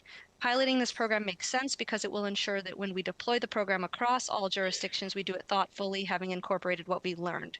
We've worked with the bill sponsor to include some amendments related to chain of custody, privacy, and receipt of scanning confirmation by the voter, and with those sponsor amendments, we urge a favorable report. Thank you so much, and I'm happy to answer any questions you may have. Thank you, Ms. Othman. Ms. Lydia Legui, can you hear us? Ms. Legui, if you can hear us, can you please nod? Okay, you're off mute now. Are you speaking to Okay. me? I can barely hear. Yeah. Yes, we are Yes, speaking to you. I can barely hear you, and We I can barely hear unmuted. you as well, so it's mutual. But I don't know what's going on. Technical difficulties. All good. You were on the list to testify, so you have 2 minutes to testify. Yes. Can you Okay. hear me though now? Yes, we can hear All right, you. great. Good afternoon, and thank you. My name is Lydia Legui. I'm a resident of Frederick, Maryland. I'm also president of Frederick AARP Chapter 636 and a member of Third Act Maryland, on whose behalf I am speaking. Third Act Maryland is a group of older adults focused on climate justice and democracy issues, such as voting rights and accessibility. Third Act Maryland strongly supports HB 641 to initiate a pilot program to test the viability of curbside voting. I think this is a brilliant way to provide in-person option for voters with mobility issues, not only older populations like mine, but also those with disabilities, medical conditions, or those caring for them, even those such as parents with young children, just anyone who experiences increased physical challenges getting into the polls. Clearly, older populations tend to have a higher percentage of such challenges. While mail-in ballots certainly provide a wonderful option for many, there are many others who simply wish to do it in person, to be present, to have their votes counted that day, to feel directly involved, which leads to a greater sense of ongoing engagement and civic responsibility. And this is especially true for those already feeling isolated due to circumstances beyond their control. Curbside voting could provide a path for such voters to show up in person, not only for their own satisfaction, but by being an example to others. Further, curbside has the potential to increase voter turnout. I have personally known friends and family who, due to exacerbated mobility issues on Election Day, were forced to forego voting altogether, even when they'd made plans to do so, much like the situations we just heard about. Curbside voting will help ensure such voters have this valuable option and ensure that no one is disenfranchised due to physical limitations or health concerns. For these reasons, Third Act Maryland respectfully urges a favorable report on HB 641. Thank you. Thank you, Ms. Legui. Just seeing no questions from the committee. Thank you for your testimony, and this concludes the bill hearing on HB 641. We will now move on to our last bill of the day, which is HB 580 from the Montgomery County Delegate. I'm so sorry. You did. I apologize. I thought you didn't want to testify. I apologize, Mr. Okay, thank you. Excuse me. I apologize. I thought we were signaling that you weren't, but excuse me. That does not conclude the bill hearing for HB 641. We will hear from informational testimony. I thought you were just here to answer questions. I apologize. We can do that as well. Yes, if you like. thank you. Okay, 2 minutes. Yes, 2 minutes. Okay. All right, so for the record, again, good afternoon, Chair Wells, Vice Chair Kerr, and the committee members. My name is Erin Perrone. I am the election director in Carroll County, but today I'm in front of you as the president of the Maryland Association of Elections Officials, also known as Mayo. So you all have a copy of Mayo's written testimony, and I just want to be clear. Mayo does not oppose nor support this bill, but we are just offering informational testimony only. It is long, a page and a half, but I just want to make sure that from technology to security to chain of custody to even weather and the operations of curbside voting, would have to be hammered out, right? We would need some details. We are always in support of enhancing voter accessibility. It's also important for us to make sure that elections remain secure as well.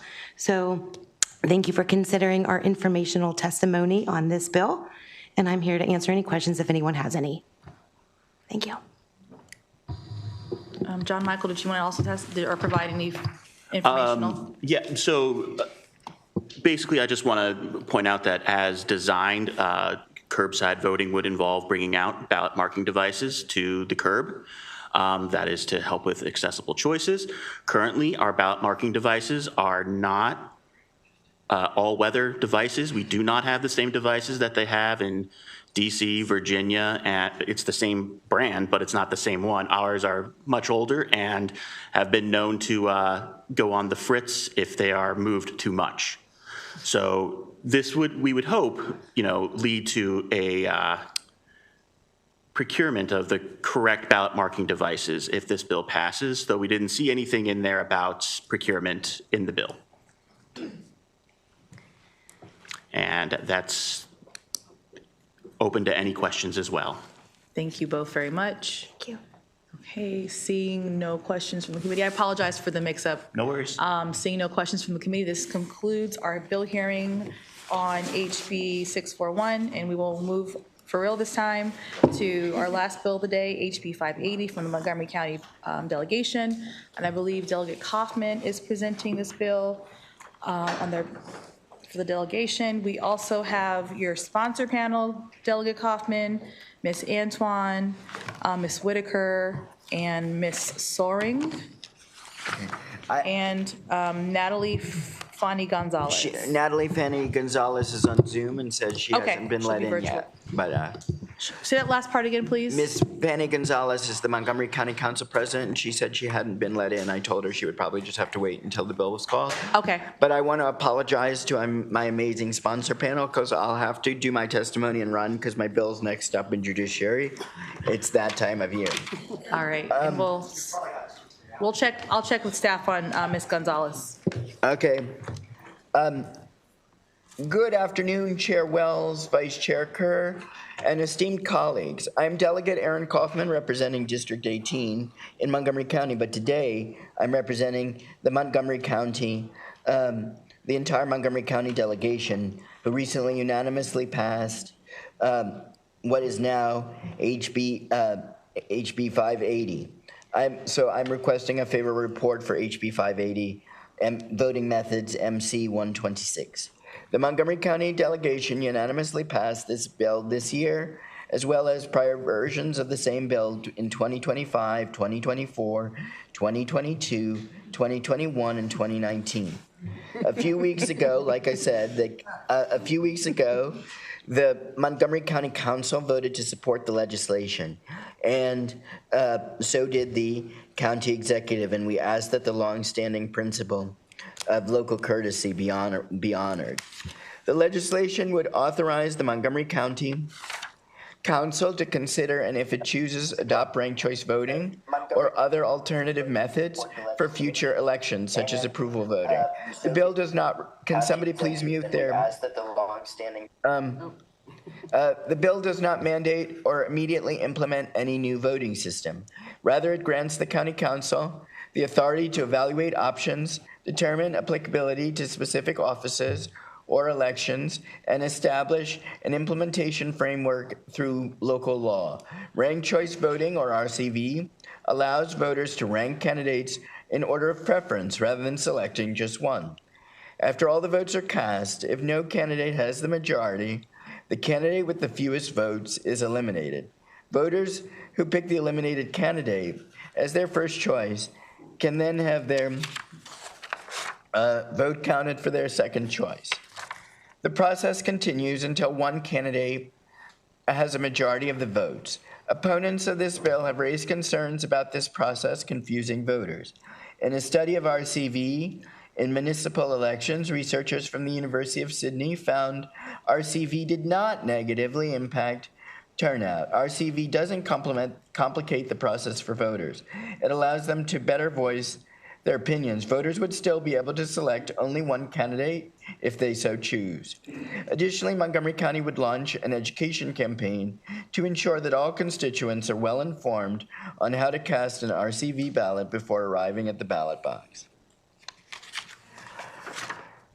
In November 2024, the District of Columbia voted for Initiative 83, or Make All Votes Count Act of 2024, allowing registered independents to participate in party primaries and implementing RCV in all presidential, federal, and district elections.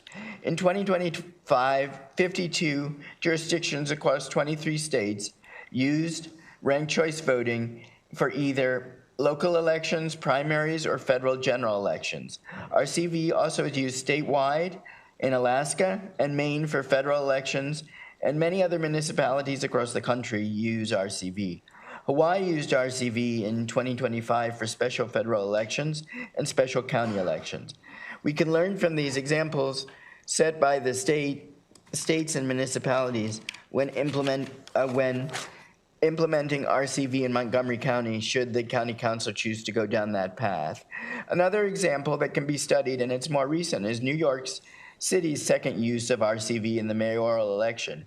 According to Fair Vote, a nonprofit organization that focuses on democracy efforts through voting reforms, New York City's voting ran smoothly. Voters took advantage of the option to rank candidates, and RCV is quickly becoming a standard aspect of New York City's elections. The evidence shows that RCV forces candidates to better represent all voters. In Montgomery County, primaries often decide the outcome of the elections. Candidates often win in crowded primaries without forming a mandate and then go on to win an uncontested general election without ever receiving a true mandate. For example, in 2018, we had 33 candidates running for 4 county council at-large seats. RCV makes it impossible to be elected without a majority of voters, forcing candidates to build consensus and better reflect the will of the people. RCV is catching on across the country because it allows people to better voice their opinions.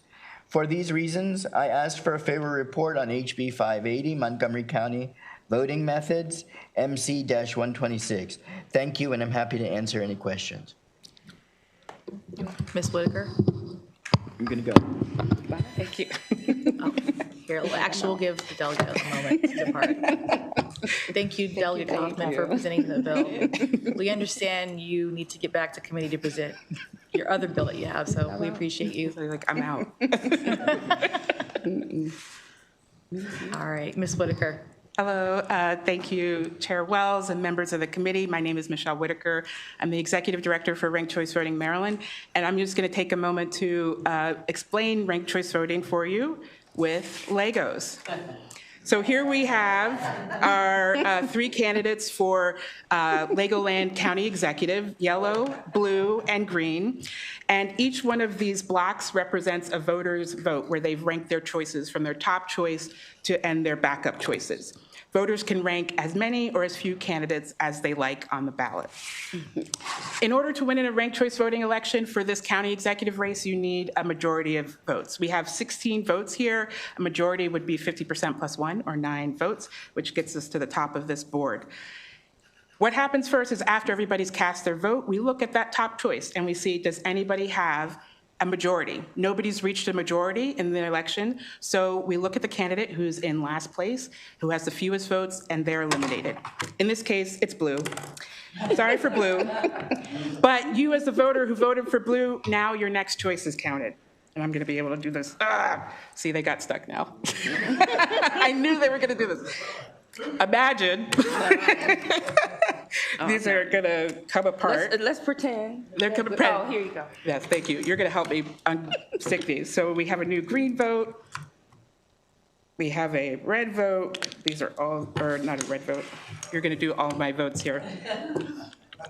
We have another green vote. Thank you for your help here. And then we have a yellow vote, and our last candidate here is with a yellow vote. And with that, we have yellow reaching a majority, and they are the winner in this election. That's how it works. It gives voters a full vote and a way to express their vote. It gives candidates a clear mandate. We really strongly urge that the committee move forward with a favorable report for HB 580. Thank you. Here to answer any questions. Made me look bad. Okay. All righty.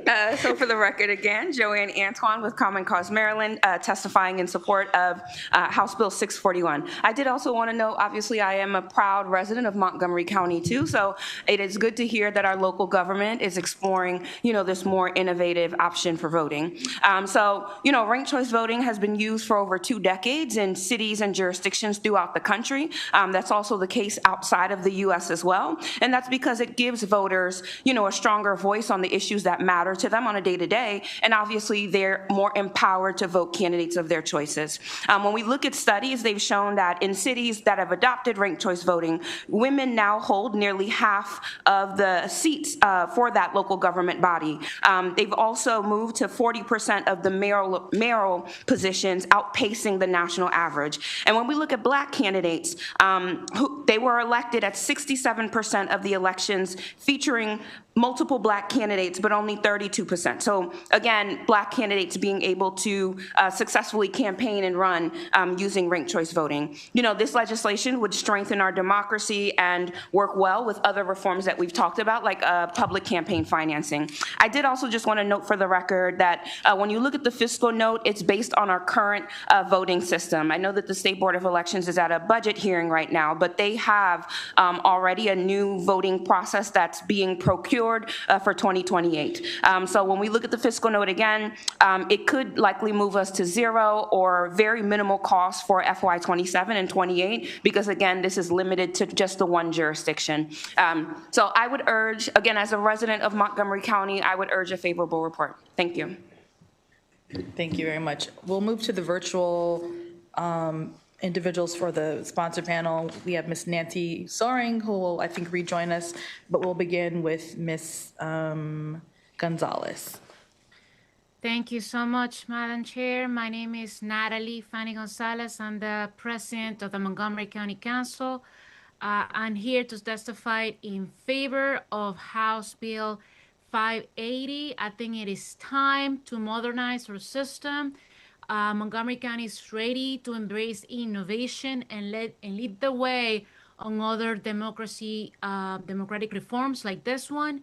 I don't want to say too much about it because I think that Kaufman and Michelle did a great job explaining the bill.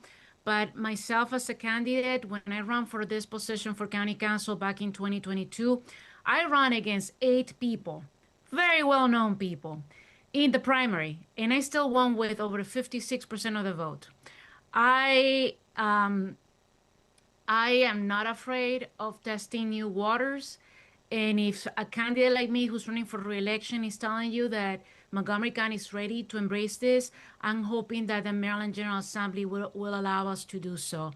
With that, thank you so much for your time. Thank you, Ms. Fanny Gonzalez. Ms. Soring. Yes, Madam Chair and members of the committee, can you hear me? Yes, we can hear you. Okay, thank you for this opportunity to test in favor of HB 580. I'm Nancy Soring, and I'm here today to represent the League of Women Voters of Montgomery County. I've been a proud member of that league for nearly 30 years. In 2019, the league did a study of alternatives to the winner-take-all method of electing our public officials. We looked at various ways to calculate votes and came to the consensus that ranked choice voting produces representation that better reflects community sentiment than plurality voting, and that it can also lead to more civil campaigns, because your second choice may end up being the first choice, and so everybody's concerned that they might get picked to be the second choice. Anyway, we were delighted when the Montgomery County delegation brought forth enabling legislation to implement RSC in our county. We've testified in favor of this numerous times over the years. And I've never quite been able to understand why it's not made it out of committee when it's clear that this is something that Montgomery County elected officials want and that the residents of Montgomery County want, but that other counties can continue to choose and use the election system of theirs. So anyway, it's a new year. We have a new committee, and I'm going to keep my fingers crossed that maybe this year we'll finally get ranked choice voting in Montgomery County. Because as was mentioned, lots of people run for office here. For example, even though there's nearly a week left before the candidate filing deadline, we already have 5 candidates for county executive on the Democratic ticket and 13 for the 4 at-large seats. When there's large numbers of candidates and a winner-take-all system, people can get elected who don't have the support of the majority of voters. The League of Women Voters, with our coalition partners, stand ready to assist in educating the public about the mechanics and advantages of RCV. We've been doing voter education for over 100 years, and so this is something that's in our wheelhouse. Thank you. Please pass this bill. Thank you very much, Ms. Soringen, Ms. Fanny Gonzalez. Checking to see if there's any questions from the committee. I do not see any from the committee for the sponsor panel. Just Ms. Whitaker, great job using the Legos, leaning into it, and doing it within 2 minutes, less than 2 minutes. So I want to applaud you. We do have more favorable testimony in person, as well as a few more virtual.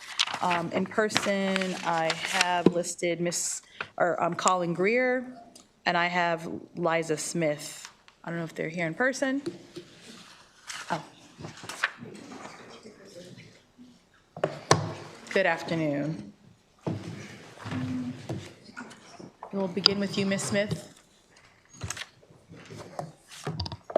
Okay, good afternoon. Chair, members of the Government, Labor, and Election Committee, my name is Liza Smith. I'm an elected member of the Montgomery County Democrat Central Committee for District 14. I'm currently on the ballot as well. And when I ran last time, Central Committee, it was very competitive, and I assure you will be the same because I live in Montgomery County. I'm here to urge a favorable report on House Bill 580. I believe our democracy is strongest when voters have a meaningful voice and when leaders are elected with the wide support. Allowing Montgomery County to consider reform like ranked choice voting creates space for more positive campaigns and ensure elected leader better reflect the will of the voters.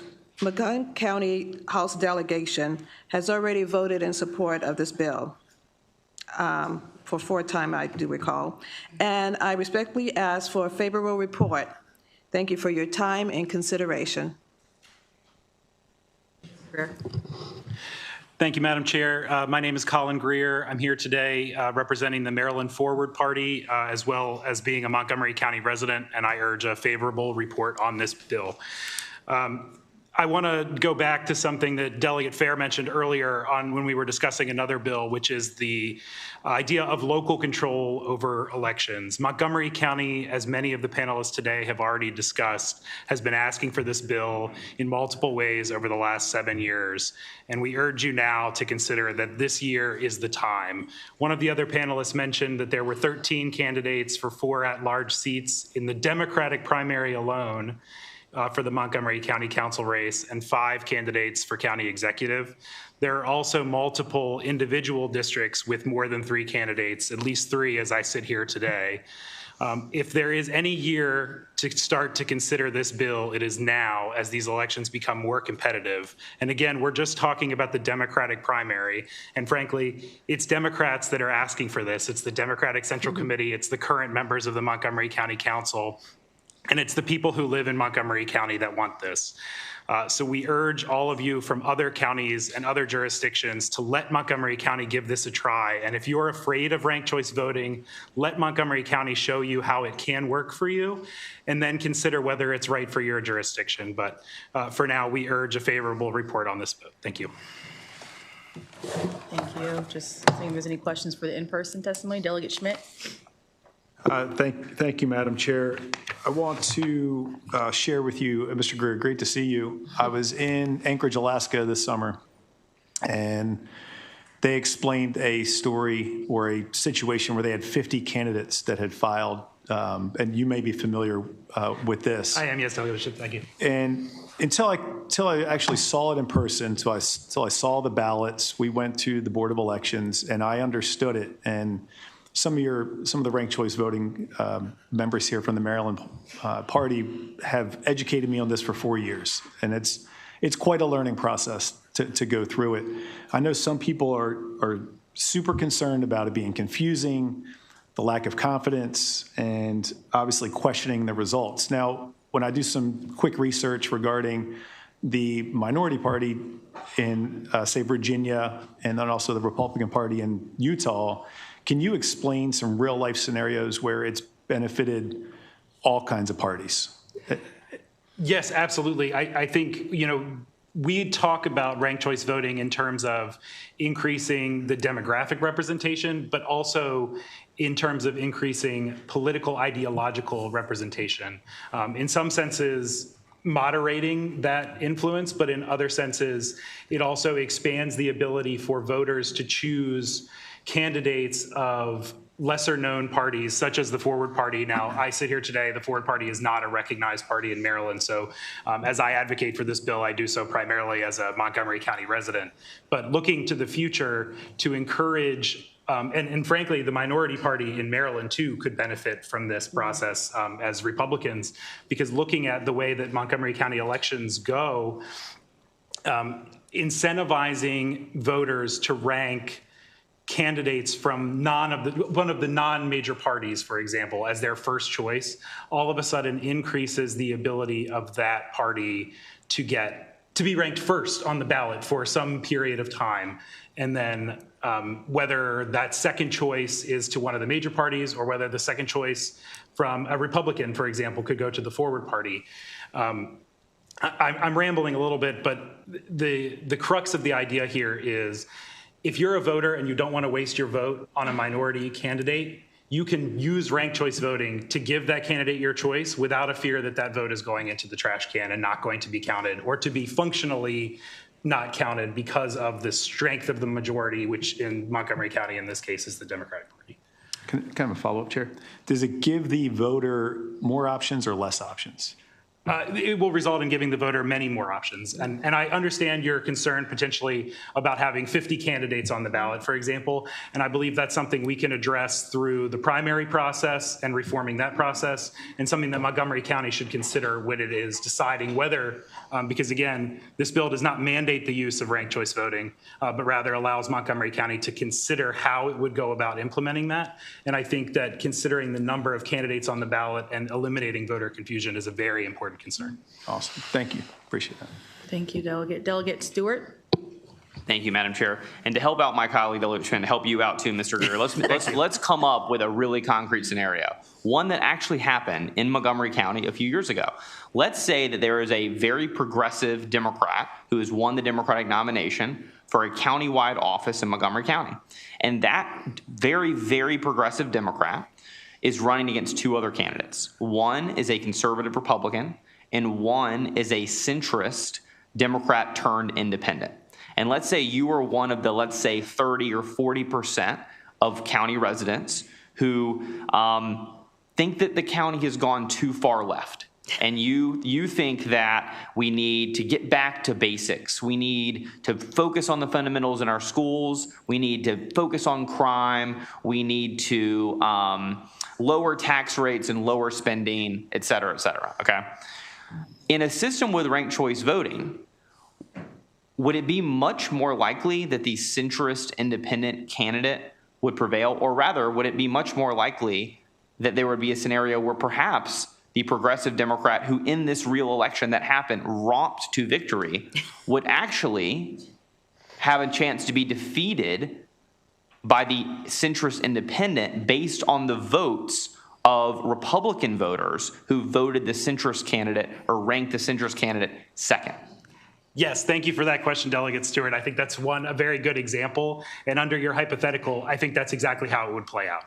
You would have conservatives, for example, ranking the conservative candidate number one, and likely, though I don't want to assume any voter's preference, it could be that they would rank the moderate centrist independent, as you describe them, as their second choice. And assuming that 50% plus one of Montgomery County voters fall into one of those two buckets, either the people ranking the independent first or the conservative first, the independent moderate candidate may ultimately prevail. So I know that my question was a little convoluted. So just to summarize it, it sounds like someone who's maybe centrist to conservative in Montgomery County worried about the progressive direction of the Democratic Party is going to Montgomery County, it sounds like this would be a great bill for them to support. Yes, Delegate Stewart, if you are dissatisfied with the current representation of Montgomery County, ranked choice voting would be for you. Great, thanks. Thank you for the exercise, Delegate. Let me double check if there's any more questions from the committee. Okay, seeing none, we don't have any more in-person favorable, but we do have virtual testimony.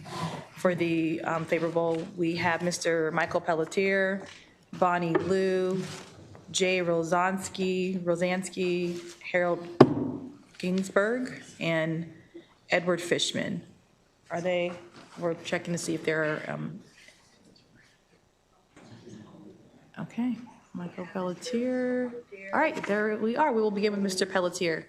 Good afternoon, good to see you again. If you are off mute and if you are live streaming, please close the live stream so we don't have any feedback. Thank you. You may begin, Mr. Pelletier. Good afternoon again. For the record, Mike Pelletier. I'm the volunteer state leader for Veterans for Maryland Voters, Navy veteran, Anne Arundel County resident. As a Navy guy, I need to start off with a sea story because that's what I need to do. I was underway during a contentious primary. I waited until the last minute to send in my ballot because I wanted to know I had all the information. I ended up having to vote for not the candidate I preferred, but the candidate that I had the best chance of beating the front runner. Finally figured it out, dropped it off, so I did my strategic voting thing, dropped it in the mailbox, and walked back, logged onto a computer, and the candidate I had just voted for had dropped out of the election. So my vote hadn't even left the ship, and it already was effectively useless. RCV would have fixed this. First off, it would have helped me who I was voting for. I wouldn't have had to do the strategic voting thing. I could have just ranked my candidates. And then also, when my ballot finally did get to be counted, it would have trickled down to the next candidate that was still in the election. Some really important points here. This is still one person, one vote. It's just one person, one vote that actually counts. It's intuitive to the voter. It's cheap, as was already testified. It doesn't slow down the process. It's nonpartisan and solves both the strategic voting problem and the spoiler effect. Bottom line, let Montgomery County implement this. They've been requesting to do this. What a great way to trial this program in our most populous county. If it goes poorly, Montgomery County can always revert back to where we are today. And if it goes well, we have lessons learned for implementation throughout the state. Request a favorable report on HB 580. Thank you. Thank you, Mr. Pelletier. Mr. Fishman? Hi. Good afternoon, Chair Wells and the members of the committee. I'm Edward Fishman, longtime resident, activist in Montgomery County. I wish I'd been able to join my longtime allies and testify in person. That would have been my first choice, but I've been sick the past week. I'm grateful for my second choice of being able to testify remotely. I hope I'm not being too subtle with the analogy there. There's a problem with our elections that people are not entirely thrilled with the choices they have, and we see that with the ever-growing number of unaffiliated voters. Unfortunately, our electoral and governing system doesn't allow for post-election coalitions to emerge, as others have said. Third-party folks are basically marginalizing their votes. Other people's votes will decide who wins, and third-party voters are excluded from government. Consequently, the major party candidates and electeds feel little impetus to appeal to these voters both before and after the election. Ranked choice voting is changing that dynamic and has largely been enthusiastically embraced. I thank Delegate Stewart for his hypothetical, which anticipated much of my testimony. To be transparent, I'm somewhat ambivalent on the question. As a leader in local progressive groups, I was closely connected with each of Mark Elrich's county executive campaigns, and I've never been confident that he would have won either of those contests if we had a system requiring a majority winner. I'm certain, though, that he suffered as an executive from the perception that he really only had the support of a third of the party's voters. I think he or any executive would be in a stronger position if they could point to the kind of mandate that comes from winning with a majority of voters. RCV will create stronger electoral mandates, but the strongest case for RCV is it would move us beyond the question of spoilers and strategic voting. The delegates in Montgomery County have repeatedly asked for this legislation, and the residents really would like it to happen. I urge the committee to issue a favorable report on HB 580. Thank you. Thank you, Mr. Fishman. Ms. Bonnie Liu.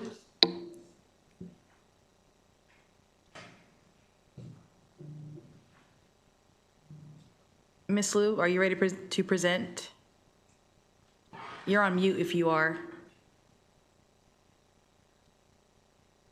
All right, we'll give you a moment. We will hear from Mr. Jay Rozansky.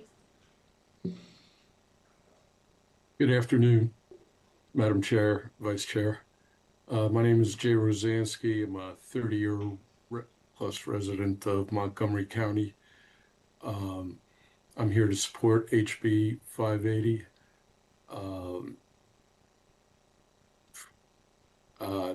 I think everybody, it's been said many times here, including the example given by Delegate Stewart, that the problem with the plurality voting is that there are spoilers. There are people, there are candidates who only take away from one candidate's opponent's supporters and split the vote. And this addresses that. And sometimes it leads to conspiracy theories of candidates supporting surreptitiously supporting candidates that will split their opponent's vote. That's bad for confidence in the system. And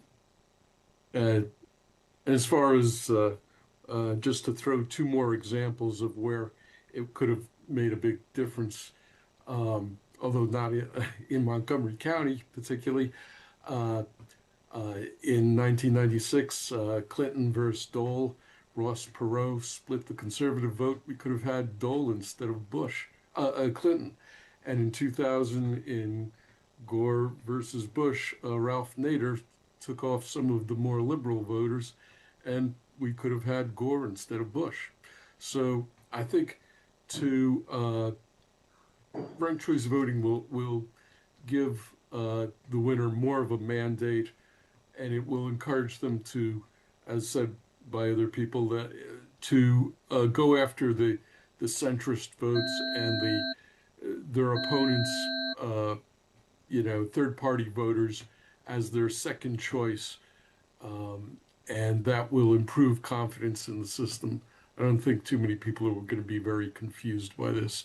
We all do things where we have discussions and we say, well, this would be my first choice and this would be my second. I don't want that. Thank you, Mr. Rozansky. If you could please wrap up. Thank you. That's it. Thank you. Thank you. Ms. Liu, are you prepared? Are you ready? Okay. Yes, can you hear me? Yep, we can hear you. Thank you. Good afternoon. Good afternoon, Chair Wells and members of the committee. My name is Bonnie Liu, and I'm here to urge a favorable report of HB 580. I have lived and voted in Montgomery County for almost 20 years. My husband grew up here, and we're very fortunate to be raising our kids here as well. Now, when I was a kid myself and first learned about presidential elections, I thought that whoever got the second most votes would become vice president. And I found out that the runner-up actually gets nothing. It seemed profoundly unfair. It made no sense to me that no matter how many people had voted for the losing candidate, their votes and opinions essentially no longer mattered. Now, as an adult, of course, I understand why things don't work this way, but I still believe that when elections are strictly a two-way contest, pitting one side against another, we lose sight of the fact that we're all on the same side. Voters should still have a voice, even when they don't get their first choice. This is why I'm urging a favorable report of this bill, because ranked choice voting simply makes sense. Letting people vote in order of preference gives them the freedom to support all the candidates and ideas they believe in, rather than just the one they think is most likely to win. Ranked choice voting also encourages more candidates to run without fear of dividing support for others with whom they're most closely aligned on the issues, and thus inadvertently giving an advantage to someone whose ideas they oppose. This approach creates a larger, more diverse pool of candidates with a wider range of ideas and experience, and encourages candidates to seek consensus and compromise with both their colleagues and their constituents, all of which gives voters better representation. And as much as these things matter at the national level, they are exponentially more important and impactful here at the local level, because the issues that people care about most are the ones that affect us and our communities every day. When we know that our opinions on these issues truly count, we are more invested in the process and more satisfied with the outcomes. I believe two of Montgomery County's greatest assets are its diversity and its sense of community, and allowing us to use ranked choice voting strengthens both. When we can vote according to our true preferences, we discover our shared goals. And the more ideas and solutions we can bring to the table, the easier it becomes to accomplish them. Your support of this bill will help further these goals. Thank you so much for your time and consideration. Thank you, Ms. Liu. We'll move next to Mr. Liam Mercer. Good afternoon, Madam Chair and delegates of the committee. My name is Liam Mercer. I am a resident of Annapolis, Maryland. Sorry I couldn't make the short walk over to the State House, but I have to work. But I want to speak on behalf of ranked choice voting. I don't live in Montgomery County, but I think we should all be excited about ranked choice voting. And I want to bring this to a tangible example from a voter's perspective. Upcoming this year in Anne Arundel County and many counties, we have a county executive race. In the Democratic primary, there's 3 candidates, 2 of which I like at about the same amount, 1 of which I like a little bit less. In our current system, I'm forced to try to decipher which one of the 2 candidates that I like more is more likely to win. And if I don't pick right, then my vote won't matter or won't count, and perhaps the candidate that I like less will win. You know, an election like this, there may be some polling. It's not great polling. I can look at, you know, campaign finance. Everyone's raising money. So, in this instance, it's really difficult for a voter, and I'm a relatively tuned in voter, but for the average voter, that's really hard for them to try to figure out and decipher who they should vote for in this situation. Ranked choice voting would allow me and every other voter to truly just pick their favorite and their second favorite and their third favorite and so on and so forth without fear that their vote is going to be wasted. I would like to speak a little bit about, the ease of use and how people that have used this have felt. After the New York City primary last year, a whopping 96% of voters found their ballot simple to complete. Where else do we find that 96% of voters approve of something? Ranked choice voting is super easy to use, simple as 1, 2, 3, and I appreciate everyone's time, and I hope for a supportive resolution. I don't know about the terminology, but opinion of this legislation. Thank you. Thank you, Mr. Mercer. Mr. Ginsburg, Harold Ginsburg. Okay, thank you so much. This is Harold Ginsburg, and I'm a Montgomery County resident. I live in Kensington, and I'm not going to go over, because so many other speakers have, the great advantages that we see in ranked choice voting. When I say we, I'm speaking on my own behalf, also as a member of the Green Party Montgomery County and Our Revolution Montgomery County Steering Committee.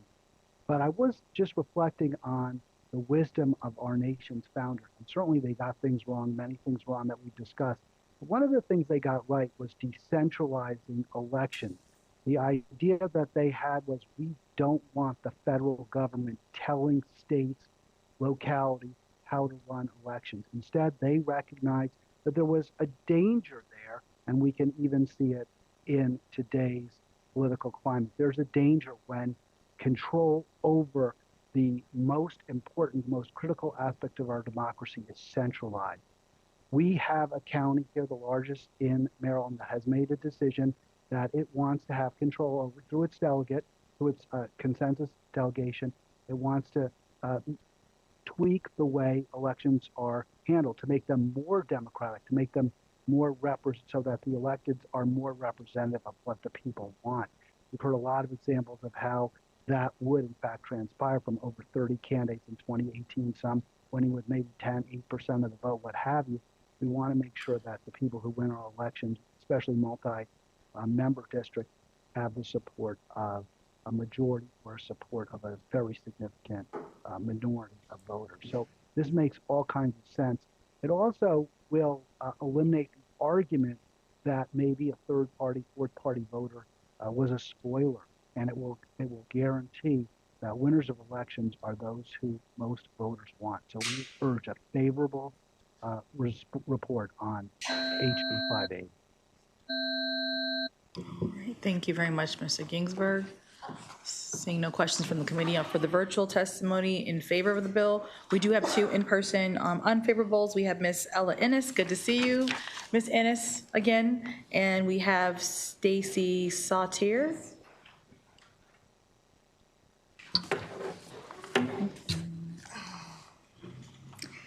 Thank you, Madam Chair. The 1,300 plus members of the Maryland Federation of Republican Women strongly oppose House Bill 580 because ranked choice voting is confusing and manipulative, and approval voting, another offering under this bill, degrades the sacred duty of voting for our elected officials to a popularity contest.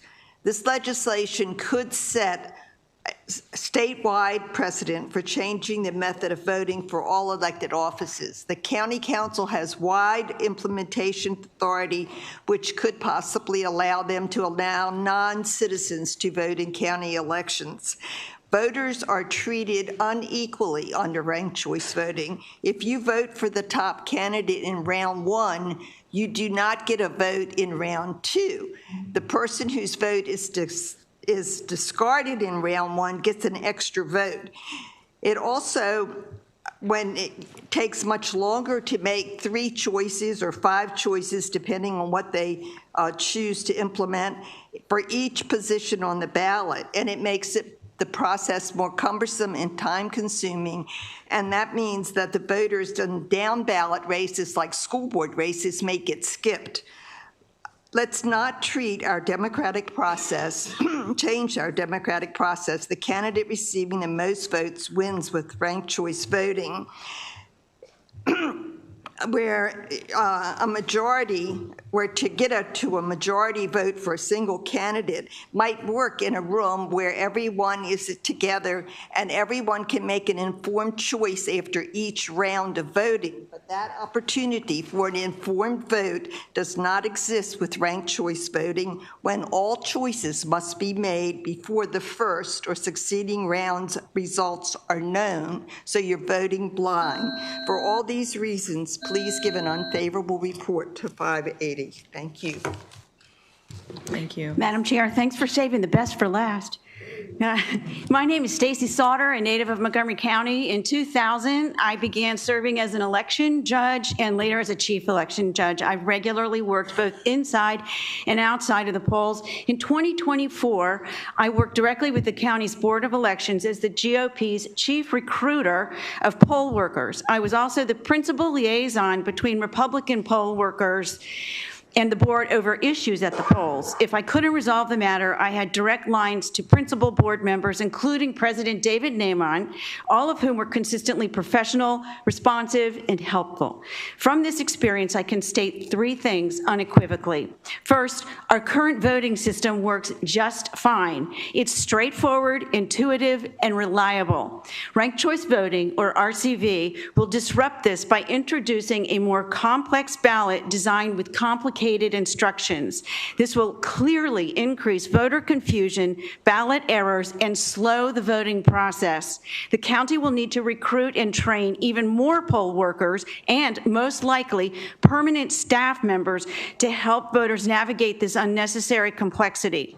It could also add weeks to the post-election canvassing process, which will infuriate voters, candidates, and the media alike, only to replace a system that is already working effectively. Second, in addition to those burdens, cost estimates are over $1 million to implement RCV for software and other elements, with additional annual expenses thereafter.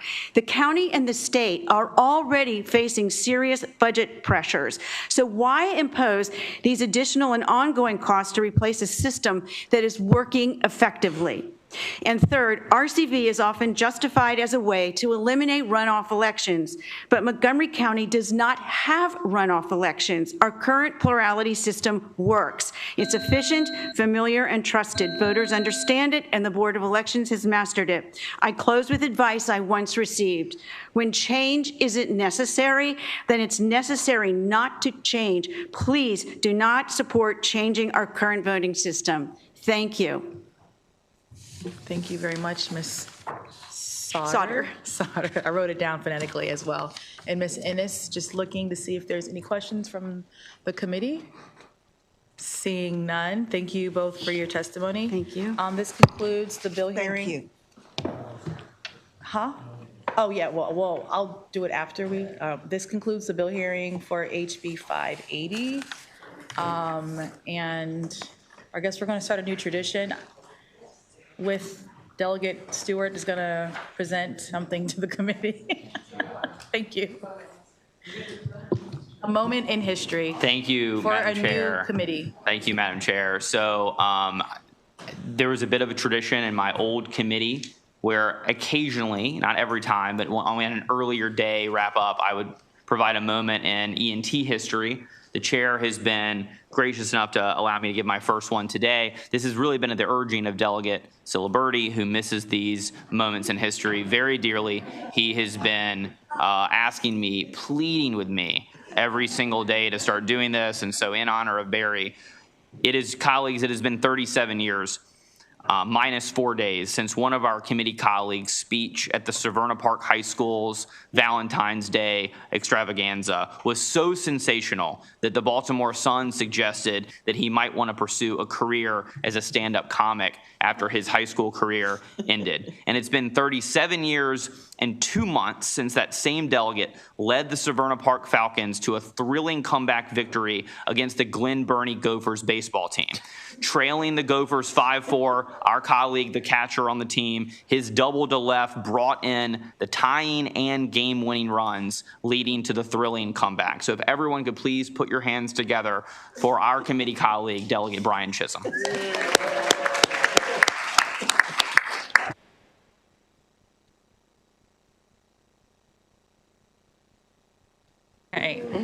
All right.